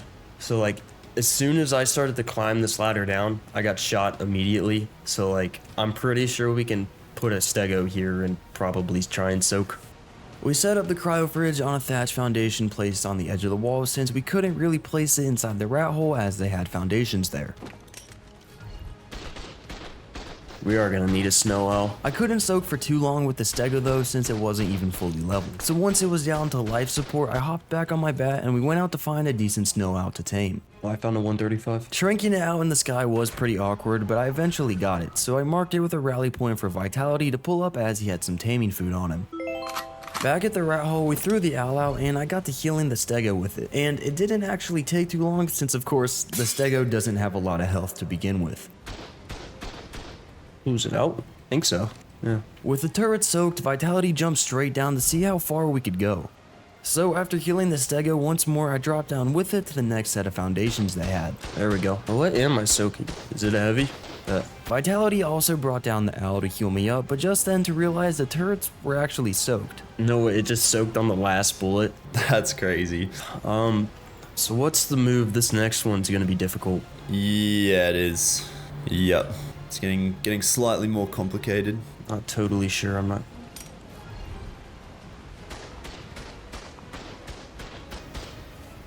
Nice. On day 64, Vitality dropped all the way down into their base to soak the last auto turret with ammo. And once that was done, I could bring the owl down and cryo the stego so he could blow up everything in there. Nice, dude. Yeah, that's some cave damage. Good stuff.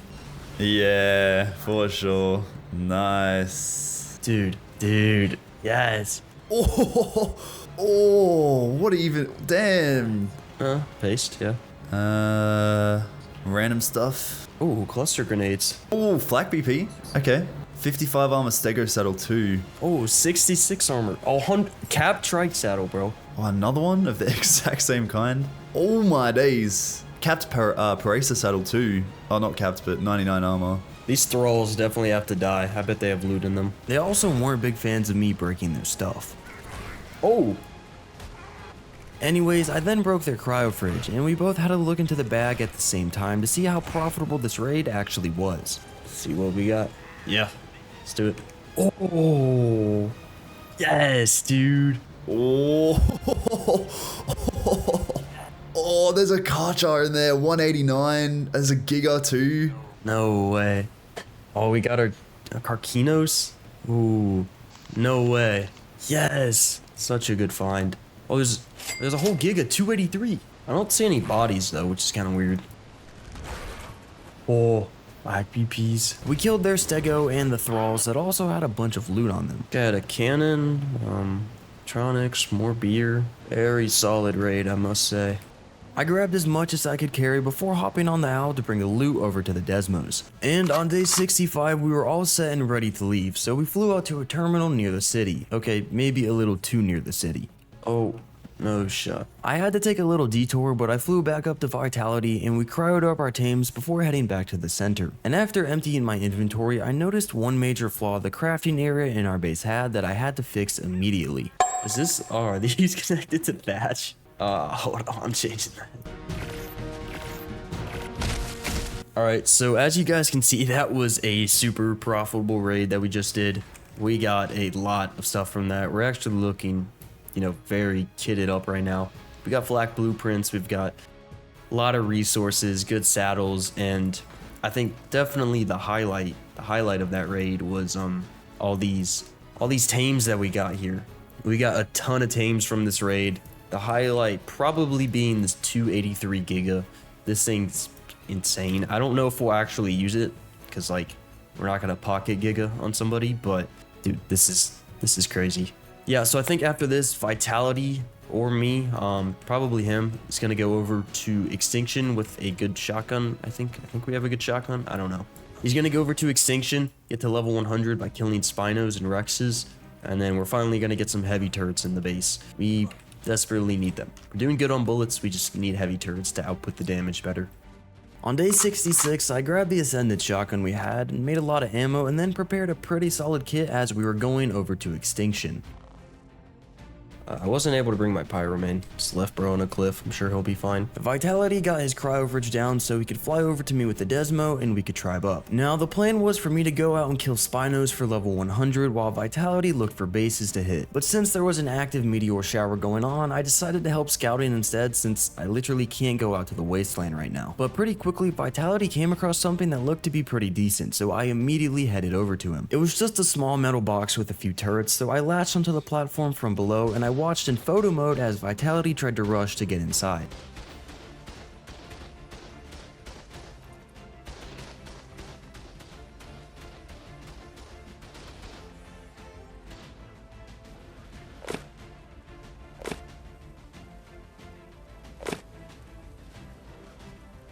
Unfortunately, they had a vault just behind the one wall that he blew up, meaning we couldn't actually get inside the base from here. I did have some C4 on me too though, so I flew behind the base as well and strapped it, but we genuinely had no way to get away from the explosion as my bat was really low on health. And peeking the edge even just a little bit resulted in us getting shot by turrets. Oh. No! I got your pyro, man. I turned off the generator they had inside the base, but some of their turrets were still powered from an external Jenny. While waiting for Vitality to return, I did a few chores around their base, like crafting their gunpowder and 2 advanced rifle bullets for our turrets and a few electronics. Anyways, once Vitality was back with the RG and Arthro, I grabbed this simple kit to try and run to that generator box with a C4. I'm just gonna go for it. Got a plan. You can actually use extinguisher grenades to turn off generators. So I just got to throw one, basically.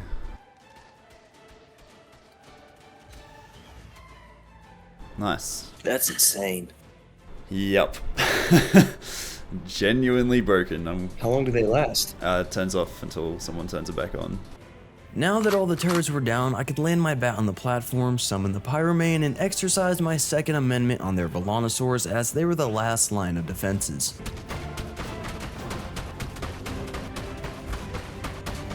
Finally. Vitality blew into that cryo fridge as well, but to say the tames inside were underwhelming would be a light statement. There is.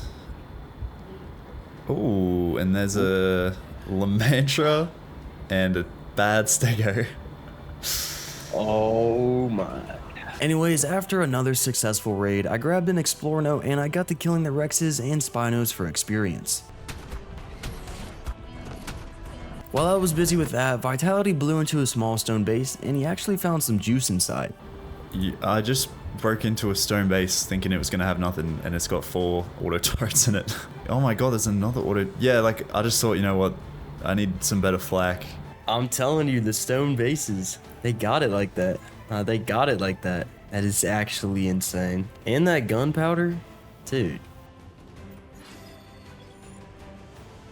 Flying towards the Colosseum, I spotted an unfortunate soul on a Pteranodon, so I had to pull up and say hello, politely of course. Bad, he flew away from his base and pick him up and drop him back off at his base. Just leave him there without his bird.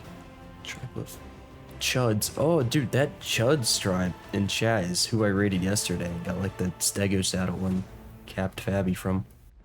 I guess I made them relocate. My mission here on Extinction was completed though, so I made my way out to a terminal in the wasteland and downloaded everything from my upload before transferring back over to the center. So just a little bit ago, as you guys saw, I hit level 100. I'm able to make heavy turrets now, so I'm gonna convert as many auto turrets as I can into heavy turrets. Probably gonna have to demolish some structures to actually do that, but these heavies are gonna make our rat hole, I'd like to say, pretty much impossible to raid online.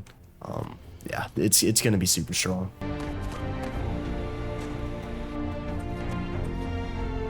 I adjusted their settings and filled them with ammo as well before grabbing the metal behemoth gate we had and demolishing that for tons of metal and cementing paste. Alright, there's the final heavy turret, and with that I can convert the last few auto turrets as well. Since the entrance was already pretty heavily defended, no pun intended by the way, I decided to place an internal turret just under the crafting station. Okay, with that we've got like 10 heavy turrets, then a bunch of Plan X, or a few Plan X I should say, all guarding just this one little hole right here. I don't think we're getting raided. This is pretty good. We don't have the most amount of bullets, but I think we'll be okay. And then I've also got a turret facing right here. People somehow get past the main room, we're really getting raided no matter what, but this is just to annoy them. It'll shoot down on them. And then I've got this turret facing into the mesh as well. I don't know, this wall just seems like it'd be easy to mesh if someone's cheating and somehow gets like under the map. Next day, Vitality isn't on right now. I'll take a Pyromane and a bat. I think I'll go over to Ragnarok. We're just gonna scout for more raids now. As I said, the base is pretty good. Like, we don't need to do too much more. I just want to raid for more tames and everything. After putting said kit together, I pulled up to a green drop, crowd my tames, and then traveled over to Ragnarok. And surprisingly, my fob was still here and untouched. So I put some gas into the generator to throw out my bat. Oh, turret raft right there, bro. That low-key could have been catastrophic if they saw me running down the beach. Anywho, I waited for the cryo sickness to throw my pyromane out as well. Time for a good old scout of Ragnarok. We're back on a Desmodus now, so hopefully this is better. And barely a minute later, I found an unattended Maguana chilling on the edge of the cliff, so I got close to investigate. He's logged out right there. Alright, let's get that off. Let's get that down there. Grappling up and into the hole, I checked the player's items first. And he actually had an ascendant crossbow on him as well as a bunch of paste. I don't know, I kind of feel a little bad. I don't want to kill him, I low-key feel kind of bad. Getting out of here though turned out to be a little bit of a challenge to say the least though. What is this? This is actual buffoonery. Oh. How did I know I've been in here before. Like did this dude get stuck too? Is that the issue? Dude, I had to just put all my stuff in the bat. The pyromane's still in the hole, bro. I forgot to cryo it. As luck would have it, I also couldn't whistle the bat down from up there. So I had to make my way up to the top of the rock, which was a whole journey of its own. Thank you. Dude, I don't think I can get the pyromane out of this hole. I tried to pick it with a bat a multitude of times, but it was all in vain, so I had to think of a different strategy. Alright, I got an idea to get my pyromane back. Going to blow into this stone base and hope they have stuff I can make grapples with. Surely they do. They were active a little bit ago. Dude, metal box? Aw, really? You can't be serious. There's nothing in this base? Oh. Until I can get grapples, bro, that pyromane's cooked. But just because things weren't going according to plan on my end didn't mean I couldn't mess other players up either.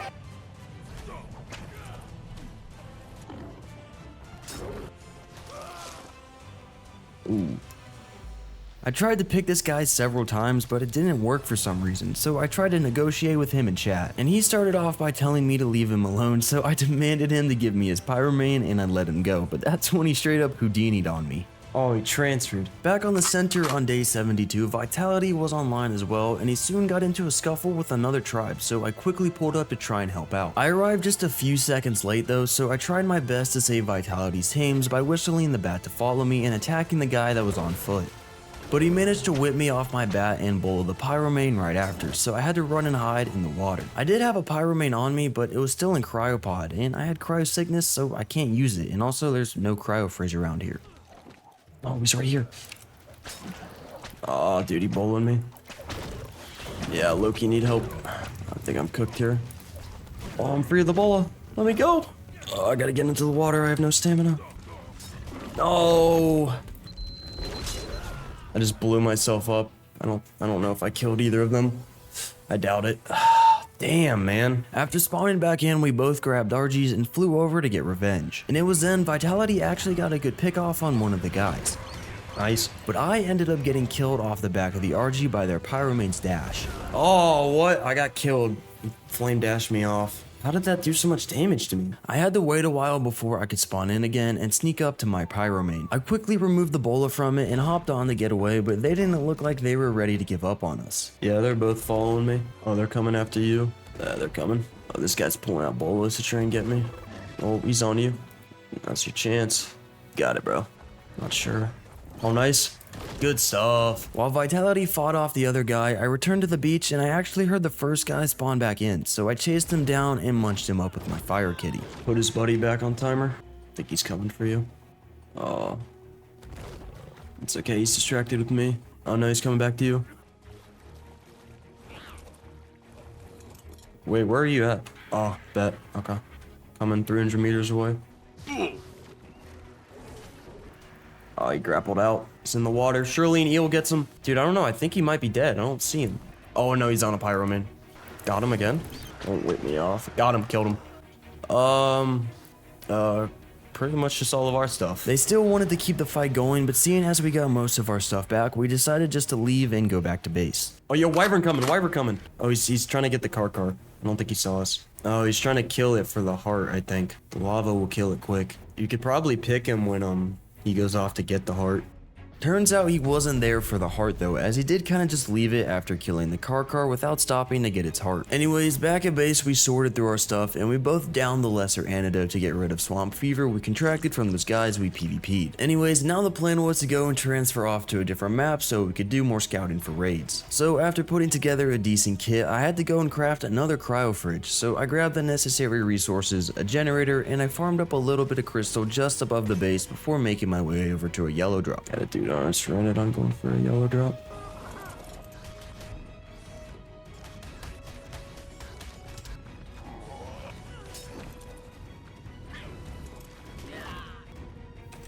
Two C4, good flak chest piece, 13 parachutes. Fuck. And while we were waiting for upload timer, Vitality showed me a rat hole here on the center that actually looked to be worth raiding. Oh damn, dude, this is a huge rat hole. Nah, we should definitely hit this though. Back at a white drop, I joined an island server since we haven't scouted any of those yet, and Vitality traveled over to scout Astraios. And while waiting for the eternity long cryo fridge cooldown, I got to read some of Ark's best in-game chat trash talk to date. First message I see in chat on the server is, "You're gonna make my alpha wolf come out." Pretty soon I ended up coming across quite the base with a very interesting assortment of defenses. I think they like plants, bro. It is online, dude. We could pop the Giga and just go crazy. Look at the wall of plants. It amazes me what people build on these servers, dude. Besides those abominations, I didn't find much of anything else. However, Vitality did find us a good raid target over on Astraios though, so I waited for the upload timer and I traveled back to center to get prepared. Now, the people we were gonna hit had a pretty solid base, so for this raid we would actually bring a whole fob as well. I didn't know much, but they were built in a cave and they were actually online, so we were gonna try and online raid them. So we grabbed all the raiding necessities before heading out to a drop together and transferring to the Astraios server. And now, since we've been here before, we were already tribed up as well, so after spawning in, Vitality brought me over to his cryo fridge and generator setup so I could throw out my tames too. Let's do it. When we arrived at their base, we saw that they were still online, and they did have a few foundations outside blocking us from placing the fob too close to the entrance of their base. But not only was the owner of the base online, he was actively fighting someone outside his base, so we watched from above as they killed one another. Dude, not gonna lie, good on Mr. Peanut for winning that fight. Anywho, we waited around until we were sure that Mr. Peanut had run into his base. So then we tried to dive down and blow up their spam, but as soon as I tried to do that, he ran out on a mana garmer. I'm not able to get to that founding. Nah, you get shot. You go up to it. When he returned into his cave, Vitality started strapping some of the foundations farther out, and while he was doing that, I stayed on the bat above him as air support since this area looked to be pretty hot. Who's this? Tribe of Andy. With a little bit of spam gone, Vitality placed our own foundation down and he quickly assembled the fob, placing the generator and a turret for cover. Oh, he's coming out mana? Can you get the ceiling on? Yeah, okay, he sees the turret. But then that Tribe of Andy dude pulled up to our right with a mana garmer and a whole car. Mr. Peanut, save us. Anywho, I gave the rocket launcher to Vitality and we threw out our stegos to push up closer into the entrance of the cave. The other tribe persisted on messing with us too, so Vitality threw out her Giga and I flew over to pick their car again. Picked one. Picked the guy with the car. I'm gonna go drop him in turrets. Dude, their PT is so low. I just need to get one shot on it. I've only got 8 bullets left. I don't know what they're doing. It's landed. Killed the PT. Picked one, bringing him back. I'll just drop him in the turrets. Got him off the car, coming back. Got him off the mana. Go back. There's nobody there. Oh, he bowled my Desmo. Right here, find him. Yes! I'm gonna try and pick him, I don't wanna pick you. Got him, it's all you. One of them donated a pretty hefty kit full of Ascendant armor and some C4. They still had all their tames out though, so Vitality pulled up on the Giga to munch it all up. Nice, man. That was good. As I returned to our fob, I noticed one of the bats getting shot, but it really wasn't taking any noticeable damage. They're shooting Desmos, but they don't do any damage. I threw our snow owl out to heal the stegos so we could get ready for a push into the cave. But Vitality ended up dying at their entrance, so I had to run up and quickly grapple his body. I then whistled the Giga over and ate the corpse to make it a bag so they couldn't get it. Nice. On day 77, I hopped on the stego and I made a push into the cave to start soaking while Vitality covered me with the Giga. But then I made a major mistake when I hopped off to try and get a rocket off on that mana rider that was actively blasting our Giga. This little maneuver cost me my whole kit, which was a pretty big setback for us. But we were not ready to pack up and leave just yet. Even days later when I'm reading the script, script for the video recording, I still can't believe I did that move. I was honestly so stupid. Anyways, after respawning, I healed up the Giga with the owl, and I then threw out the Pyro main back out to break a few more of their foundations until this happened.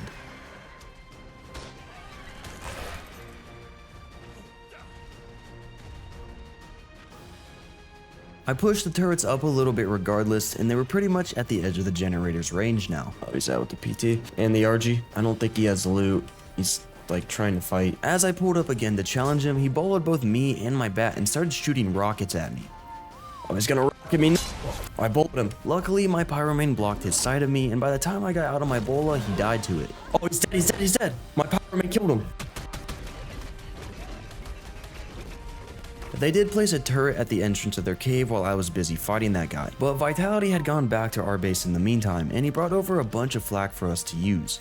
And on day 78, we pulled up on the Stegos, and Vitality shot a perfect rocket destroying the turret. He also brought another Arthro that we had, so I hopped on that and started munching on their foundations while he stood at the entrance with our Giga, biting down so they couldn't attack me while I was doing so. They did try putting up a wall and some spikes at their entrance, but that wouldn't help them much, as I can now pick up our turret and move it up even further to the point where it would shoot them at the entrance to the cave. Nice, dude. Okay, this is end of generator range. We now had both foundation control and turret coverage all around the outside of their base. This means they can't leave anymore, meaning it was now time for us to apply pressure again with the Stegos. I did, however, end up dying while trying to get one of their kits, but Vitality held the line, so after respawning, I quickly rekitted and we continued soaking as well as blowing things up.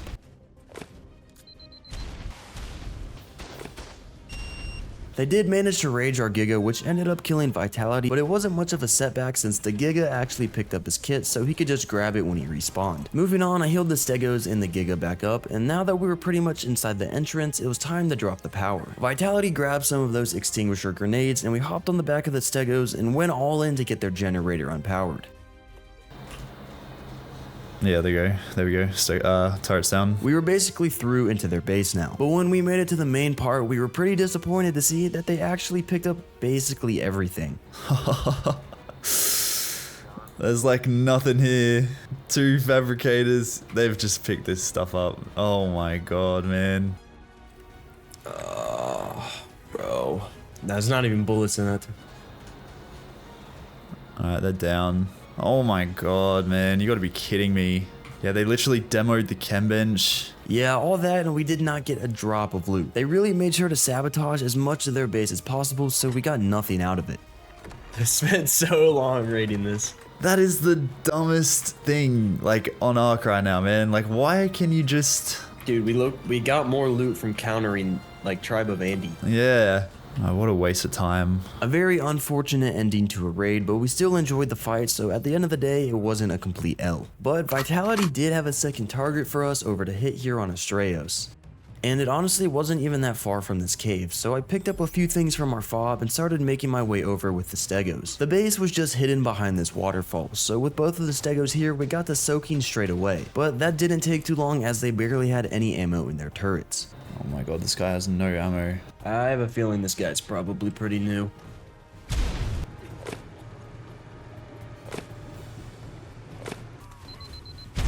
Did it not? What? It's on 500. Ooh, dude. We low-key like need this. Oh, low-key, we needed this like 20 minutes ago. The loot wasn't crazy, but the metal ingots would come in handy, and we just had to compact them into structures so we would actually be able to carry them all. They did have a vault and a cryo fridge too though, so I brought the Arthro over and we broke into the vault first to see if we could redeem the space. Ooh, holy flamethrower. Dude, nice. Dude, that's insane. That's our paste. Unfortunately, the cryo fridge wasn't as juicy as the vault, but we still got a couple of farming tames and pteranodons. No, dude, I guess they just exclusively farmed. Like, that's insane. They did everything but farm, like, ammo, though. You know what I mean? Like, their turrets were empty, but they had 3k electronics. Like, how does that work out? Anyways, we grabbed all the important stuff, and I dropped a bunch of broken armor as well as other gear we didn't need anymore and headed back over to the center. Okay, so obviously that online raid did not go how we wanted it to at all. They just, if you didn't know or didn't realize at the time, they just teleported out on Astraeos. You can just teleport from your character because the map's so big. I guess they just let you do that so you don't have to fly around the whole map. You know, it's huge. But yeah, they demoed their base, took all their loot, and just teleported out. There's really nothing we could have done about that, which is super annoying to be honest. But it's whatever, it happens. We ended up raiding that other base. We got some good stuff. And then there's one more rat hole that we want to raid, which I'll go and show you guys real quick here. Okay, so right here is the rat hole. Pretty sizable entrance, but they've got a lot of turrets down here. But we should be able to get some stegos in here, and I think it'll be okay. I bet they'll have some pretty good loot as well. That's just a lot of turrets. While flying back, I came across a guy on an RG, so of course I picked him off and killed him to inspect his inventory. Okay, so Vitality's taking a little bit of a break. He'll be back on soon. And we got a bunch of metal from that raid we just did, as you guys saw, but we don't have any poly for like C4. Also, we're gonna need crystal. So I think I'm gonna do something that I haven't really done since probably the start of the video.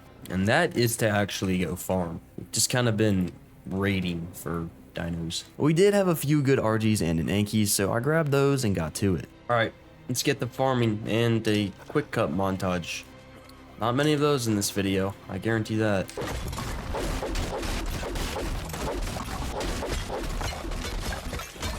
After my little farming run, Vitality hopped back online on day 81, so I helped him bring the rest of the stuff that we got from the last raid back inside. No. Oh, we both just died. Tomfoolery aside, I crafted up a little fob, some explosives, and headed out to that rat hole to set it up. Now, the ceiling I brought for the 1x1 box was a square quarter ceiling, so the generator would be left completely exposed. So I would have to go back to base and actually grab a full-sized one.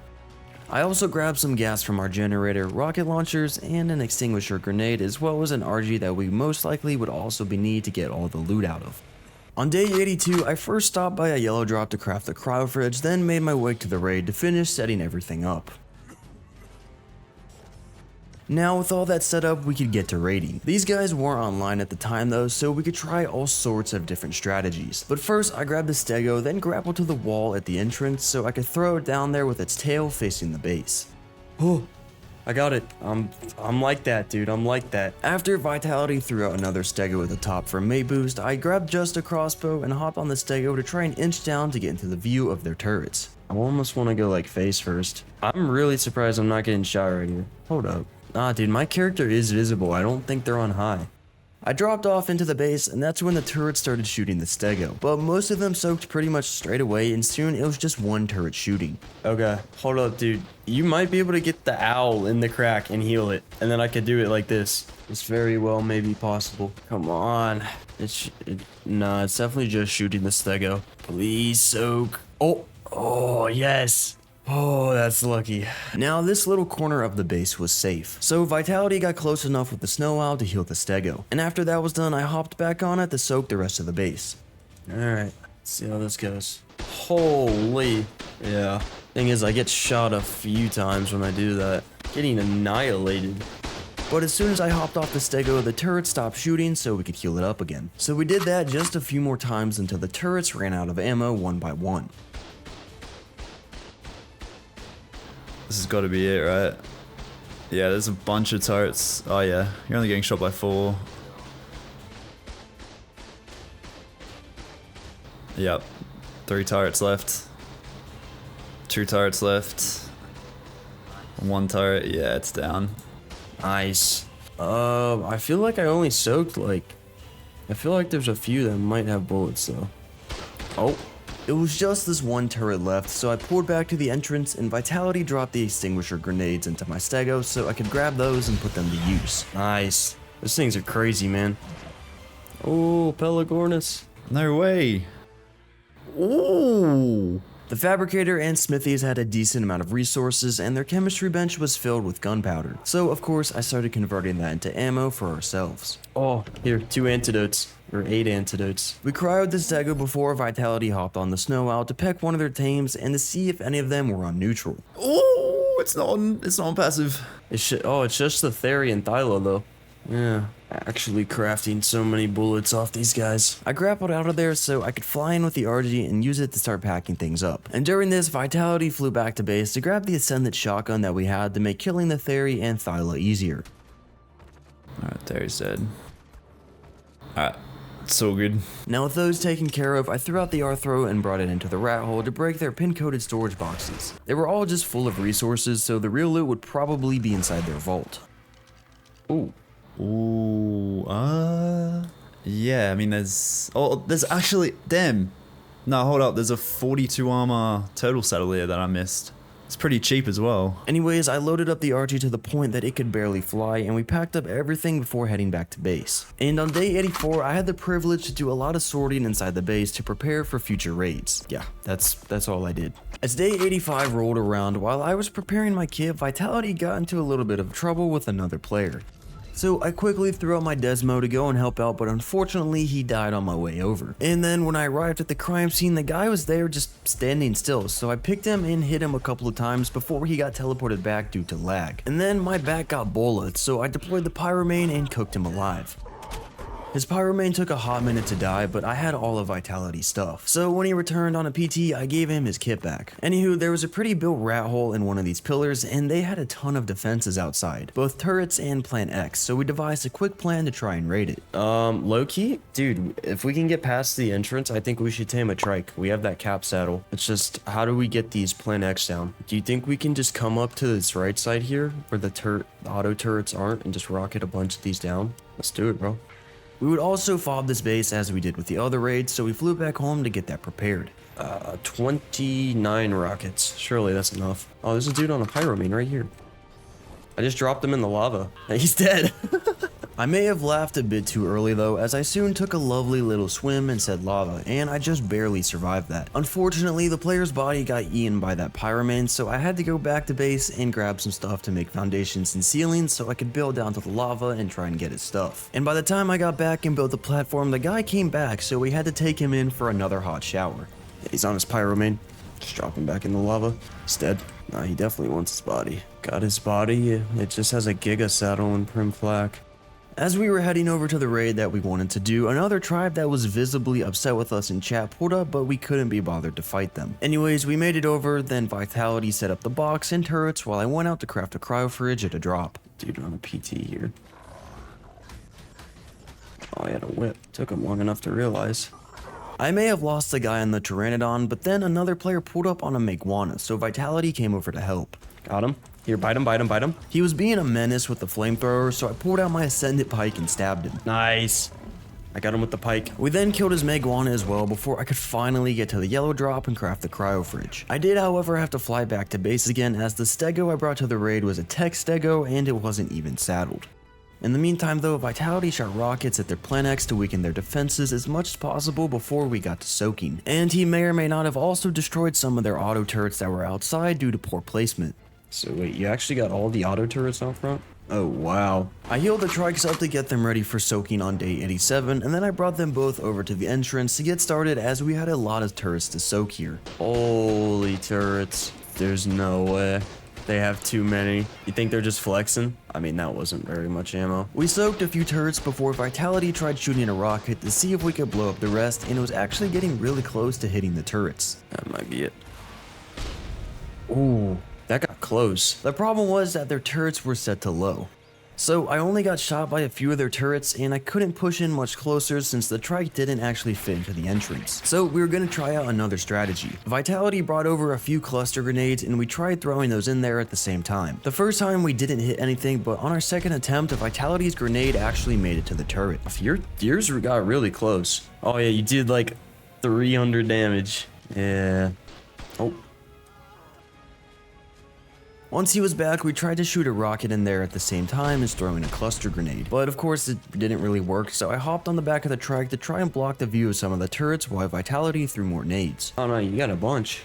I think we just need more rockets. Alright, I'll go back and make more. While I went back to base to repair stuff and bring more explosives, Vitality started taming a few dodos as we wanted to try a specific strategy to blow up their turrets. Basically, as long as the turrets were set to only shoot survivors, we can strap a C4 onto a dodo, then send it in to run up to the turrets and then blow it up, as Vitality is about to show you guys right here. It's alright, this Dodo's gonna wipe the whole base. Trust. Alright, come on little guy, I got a big job for you. He's got important cargo on his back. Alright. Now what I need you to do for me is stay right there. Come on, Dodo. Okay, this Dodo is making up some ground. I think he might be in there. No way. Hold up, I need to see this. No way. I should be able to get like at least 3 turrets with that, surely. I'm sorry, Dodo, for what I'm about to do. Oh my god, we're actually going to be able to wipe this with Dodos. Since the testing run went so well, I just had to bring more C4 and we could easily get into this base by just taming more dodos. So when I returned on day 88, I sat by the entrance and I looked at the dodo through photo mode. I used it to guide Vitality on where he should get the dodo as close to their turrets as possible. Bravo 6 going dark, dude. Dodo 6. Dodo 6 going dark. Okay, a little to the left, a little to the right. Oh, okay. No, he's like perfectly in between turrets. Oh, wait, stop. No, okay, look at my screen. We need him like a little to the left. Oh, wait, okay, blow it. Nice. Got like all 6. Now we just need this corner. We were basically just one dodo away from getting into the base, so Vitality went over to get the last heroic dodo to finish the job. This one I do feel a little bit bad about because it's a juvenile. I can't even pick it up. Hold up, I've got an actual grown-up one. It's a bit more humane to use that, I guess. Come on, troop. Where's the trooper? Oh, wait, he walked past the entrance. Yeah. Oh, stop. If you can, okay. If you look at my screen, I think it'll hit that turret on the left. Yeah. All right, lower up. Got it.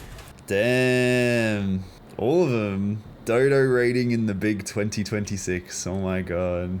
The Plan X were still alive, so we ran up to them to grab the fertilizer out, but Vitality actually ended up dying in the process. The raid was over though. The dodo strategy worked perfectly, and one of the brave soldiers even dropped a goodbye note to us. Holy strap. Oh, dude, he laid an egg right before he died. Anyways, I collected all the ammo from the bags and loaded it onto my RG before we finally flew into the actual base. Cry Fridge is not even pink coated. Let's check it out.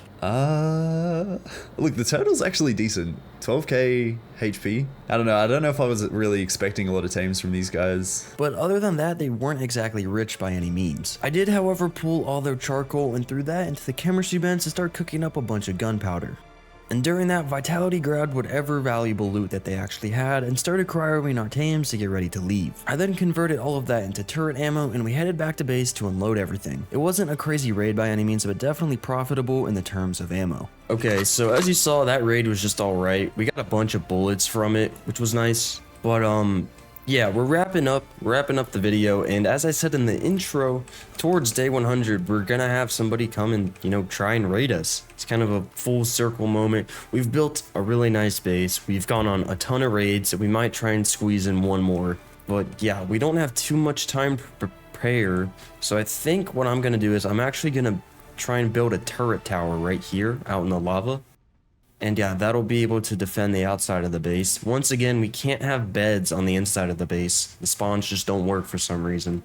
So we need to make sure we can cover outside as best we can, because if we die and we're in here and we can't get back in, like, the base is cooked. That being said, I had to craft up a few more turrets, which shouldn't really be an issue since we had so many resources from all the raids that we've done. So I queued up a bunch of polymer, demolished dino gates for metal, and started crafting the auto turrets, which could then be converted into heavies. Need to go farm up some obsidian. Turret outside to guard the stuff, just in case. We've made a few enemies on the server, let's just say that.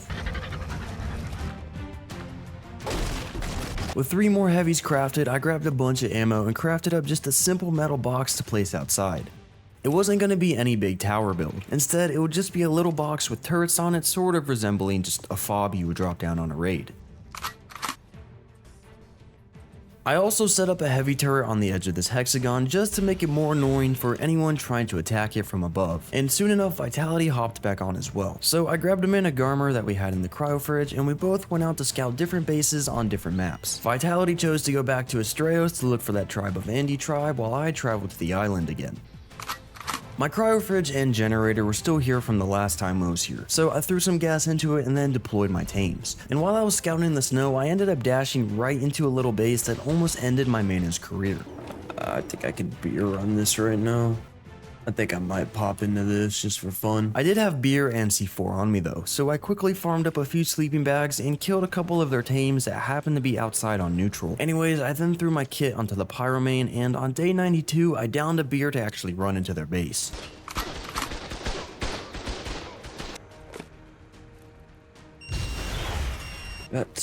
Holy resources. Overall, there wasn't anything of value inside, but it wasn't like I invested much either. I grabbed the ammo that they had in the turrets since they weren't pin coded, and I dipped as Vitality just dropped our base location in global chat for someone to try and pull up and actually raid us. This would be our final act of trying to achieve glory on the Arkpocalypse servers. So I transferred back to the center and we dropped our specific coordinates. Hopefully people will try and raid us so we could get that sweet base defense content from the end of both of our videos. Anyways, I grabbed a few metal structures and I set up another respawn box just above our base in case our first one gets blown up. And then we waited and waited. We replied to people in chat, but nobody actually wanted to pull up with intent to raid us. There was one guy who showed up and his name was 6'7 Lord, but he literally didn't have anything. He just ran up to us to get shot by turrets. I don't know what this guy was thinking. It might be that 6'7 Lord. Oh, it was. There's a PT here. Yeah, he's trying to pick me, yeah. Unfortunately, nobody was actually ready to raid us right away, so we wouldn't get the exciting ending defense that we really hoped for, or at least not now. Maybe we would have to wait a day.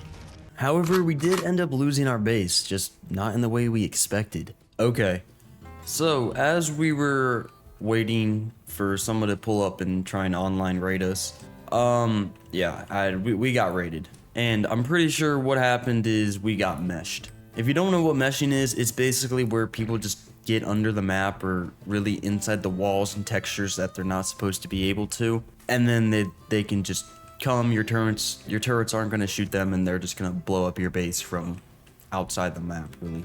And the reason that I think that is because basically our first thing to get destroyed was our generator that's all the way, or was all the way in the back of the base here. You see the base is just destroyed. They could have easily came through this wall. We did have a turret here protecting it, but I think it got picked up at some point, maybe for the cave raid we did over on Astraeos. But yeah, you can see the base is pretty much gone. They left some loot, but nothing much. Kind of a sad way to, I guess, end the video. And then also I can tell we got meshed. Like, these turrets, they have bullets. Like, they didn't shoot anything. The generator just got destroyed first. So yeah, I mean, like, what do you do? Like, the turrets didn't shoot a single bullet because they went offline before anyone even came in the door. So yeah, kind of a sucky way to end the video. I was really hoping to do a base defense, but it's whatever. It's the name of the game. We had a lot of fun. We did a bunch of raids. Super happy with the progress. But yeah, thank you guys for watching, and I'll see you in the next one.